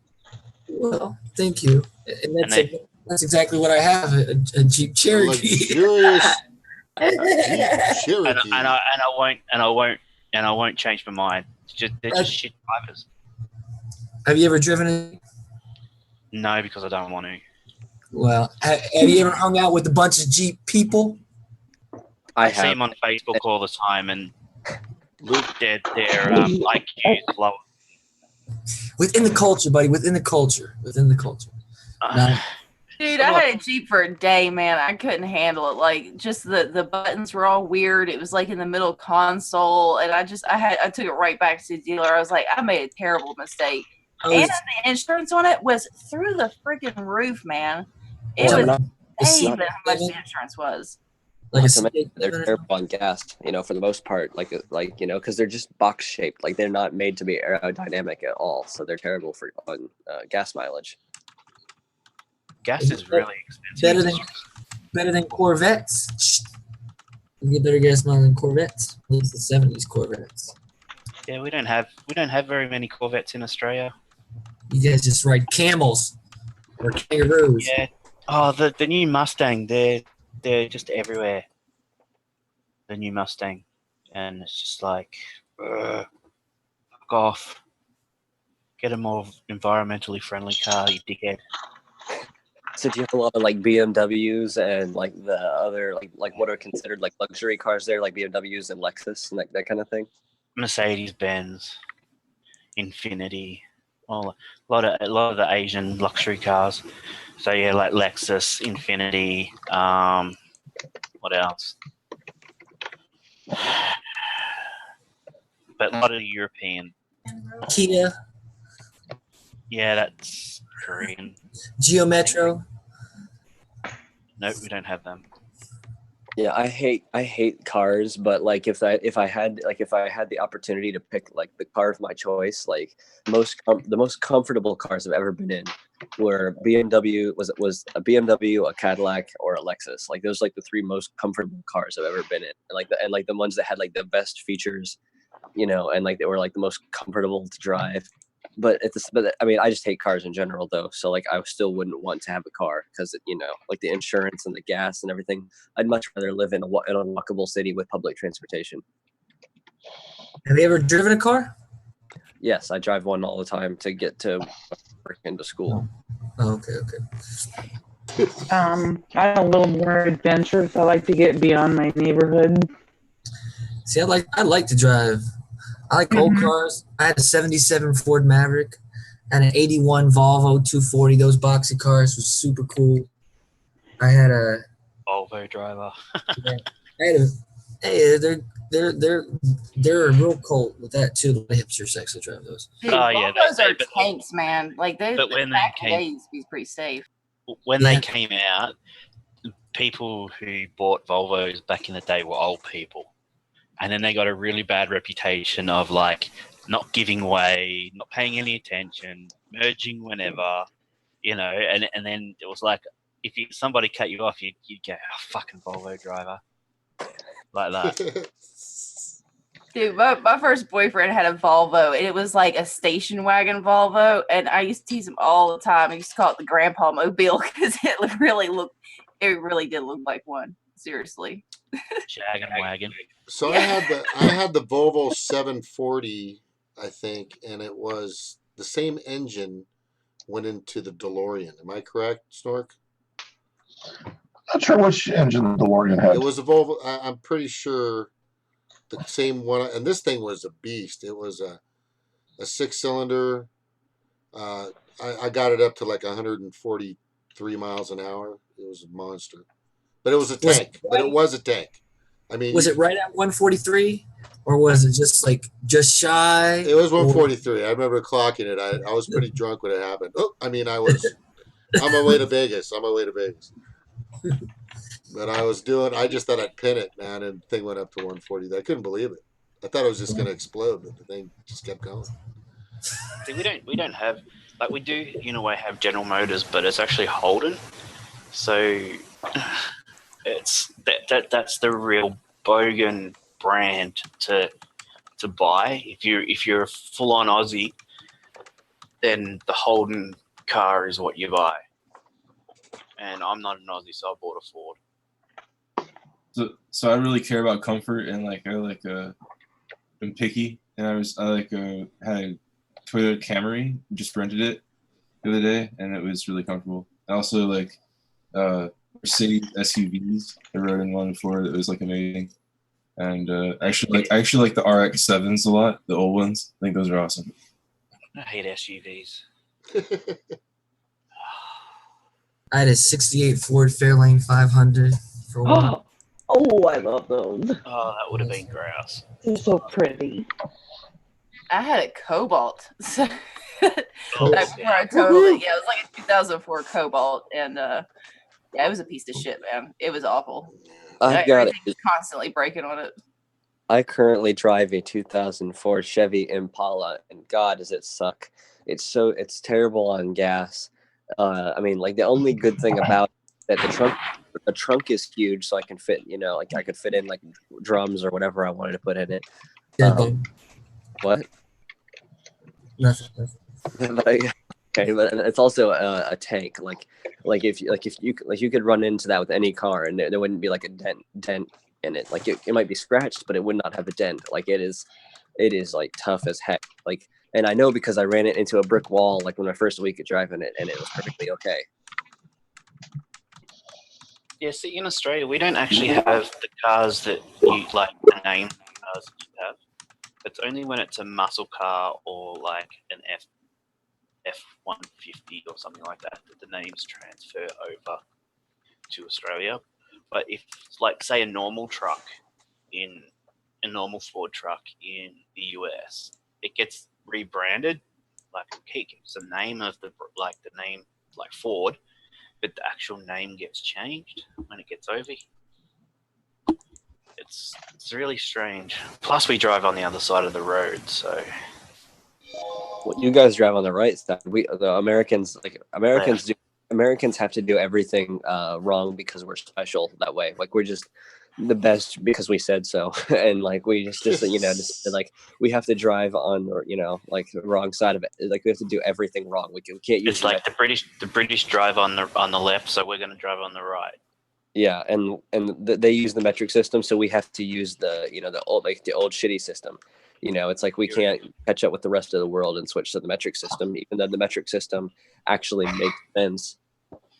Although you do use the dollar, so that's a good thing. I think I like Fahrenheit. I think I like Fahrenheit, but that's about it. Okay. All right, guys, listen. Was that right? I'm going. I gotta go. I'm done. Good night, everybody. Love you all. Bye, Yeah, y'all. long haul. Thank you all for coming. Right. Take care. I'll see you, Yucky. Good seeing you. Come back, brother. Hey, and the Magic, you left. Sorry we didn't get to you, buddy, but we just started going in tangents. Bye, Eric. Okay, so thank you all for coming. Lucas, thank you always for coming on, bro. And Evan, thank you all for. He doesn't know we're probably leaving, so I'm gonna remove him manually. Not remove. Okay, there you go, buddy. Take care. All right, so what do we got going on? Yeah, this is what happens. We get a lot of people. We talk about a few things, but I think it's important. It's important information, and we do need to go in a direction that we can all prosper from. And I'm not just talking about money. I'm talking about being prosperous and enjoying life and being able to go see the barrier reefs and being able to witness all the wonderful fish and wildlife that's there. It's tremendous. It's I've never been there, but I've been damn close because I lived in Hawaii and I've seen some beautiful reefs that to this day are starting to see the effects of these microfibers from asbestos to plastics to polystyrene, same thing. A lot of fossil fuel based products that are out there floating around that are getting in these these that are killing the microorganisms that are super just important to the health and the welfare of the oceans, especially the Pacific, which I adore. And I'm telling you right now, Hawaii. I keep telling you guys, you know what? You don't have, I'm going to try to get out there and raise some awareness on Fukushima because you guys aren't getting it. Honestly, it's getting worse, and you're not seeing it. You guys need to be the spearhead to keep that ocean clean. There should be one island. There should be one state in this country that should be doing everything it can, especially with the resources and the money and the backing and the legislation and the legislators and people that are out there in Hawaii, part of the United States, to clean that ocean, to be the spearhead of cleaning the there's an island the size of fucking Texas swirling around towards the bottom hemisphere of south of the equator in the center of the Pacific. That's just a bunch of trash and plastic bags, and it's disgusting, and it's not getting any smaller. It's not going to go away. It's not going to magically go away. The pollutants and all the junk, and so we do need leaders that will bring these topics up. We do need leaders that are green conscious. When you have somebody, here's a good example from the Green Party that says we need a Green New Deal, or we need people that can really understand how important it is to try to do the put forth some of the ideas that we're talking about. How to use some of your products like Stevie is to, instead of going out and buying a Swiffer Sweeper, just go you can make a mop out of fucking anything. You know, I do it here. I take a simple broom, which has got a sturdy handle and a sturdy broom, and I'll just get the rag. I'll just soak a nice big sturdy, car rag in the sink with some, Clorox, and it's Clorox, but it's gonna sanitize the floor. Whatever else, the soaps, and then I'll just slosh across like I'm swabbing the deck in the Navy with that rag, and it works fine. I don't need to go out and buy these Swiffer Sweepers and all this bullshit that they keep trying to sell you. There's so many things that we can do, and like I said, Hawaii, please, you guys, if you need me to come out there with some people like Snork, and we can do a seminar or talk to the government, or try to get a movement going to get people to talk about Fukushima and the pollutants, and you guys should be monitoring that stuff. Anybody on the coast, like when I just went out to San Clemente, California, for a rally in front of a public little library, a bookstore, which is great, and there were at least 200 people there, all fighting to keep these radiant waste from being implanted just 100 yards off the coast of San Onofre, which is terrible. And we need more activism like that, which is important. But mainly, we need people that are in these political positions that are supposed to be caring about it. the water we drink, the water we bathe in, the rivers we swim in, the rivers we fish in, the oceans we fish in. I mean, this really needs to be the main. Thank you guys for everybody, by the way, for coming on tonight. Everybody in the chat and the live chat, and there's some new subscribers, and thank you guys so much. It's just great to have everybody here. I'm actually just, allowing people to come on and have fun and enjoy themselves and talk. And this is a good place to vent, like I'm doing now. But we care. I think the difference between a lot of other places that you may go is you'll have people that just trying to get their agenda out, trying to get their narrative out, which is important in most cases. But we're actually people that really have a core concern and empathy for the earth because we know how important it is to us. We really, truly understand the importance of the earth and how important it is to us, how we relate to it, how we need it, how I need the earth to be there for me, and if you don't understand that and how it affects all the inhabitants on here, then I don't know what to say to you, but you're an idiot. You're lost. You're wrong. Or just you need some enlightenment or some knowledge, or you need some facts to show you exactly what's really going on out there. So if you're not understanding what our footprint is on climate change and how we're affecting the ozone layer and all that stuff, come in and talk to us. We'll be happy to tell you all about it. We fucking know, I'm telling you. If you want to know what's going on in the Pacific, like I was telling you, these islands as big as Texas, if you want to know pollutants in Flint, we can tell you. We have that information. But we want things to happen, and we want it to happen now, not tomorrow. So, which it's going to take some time to get the right people. So when I was talking about the Green Party, there's nothing wrong with being a tree hugger. If somebody says, "Oh, you're a tree hugging green," you fucking damn right I am. I will hug that fucking tree all day long to save it. I will. I will save that forest. I will save that jungle. I will save that inhabitants because that we're at that point. We're at the precipice of absolute annihilation by our own greed. Because we just don't have enough. We're not getting enough. So hey, listen. So Evan tomorrow night is going to be doing a show, which is good. He's going to be doing one on Tequila Mockingbird, Evan, on predictions coming up this next year. What's going on there, and I'll jump on there for a little while. I got some interesting predictions. What sucks about my predictions? Anyway, thank you all for coming. What sucks about my predictions when my spider sense starts tingling, I've been told that I'm kind of like a kahuna type person in the family. If you don't know what that means, it's like a shaman kind of thing.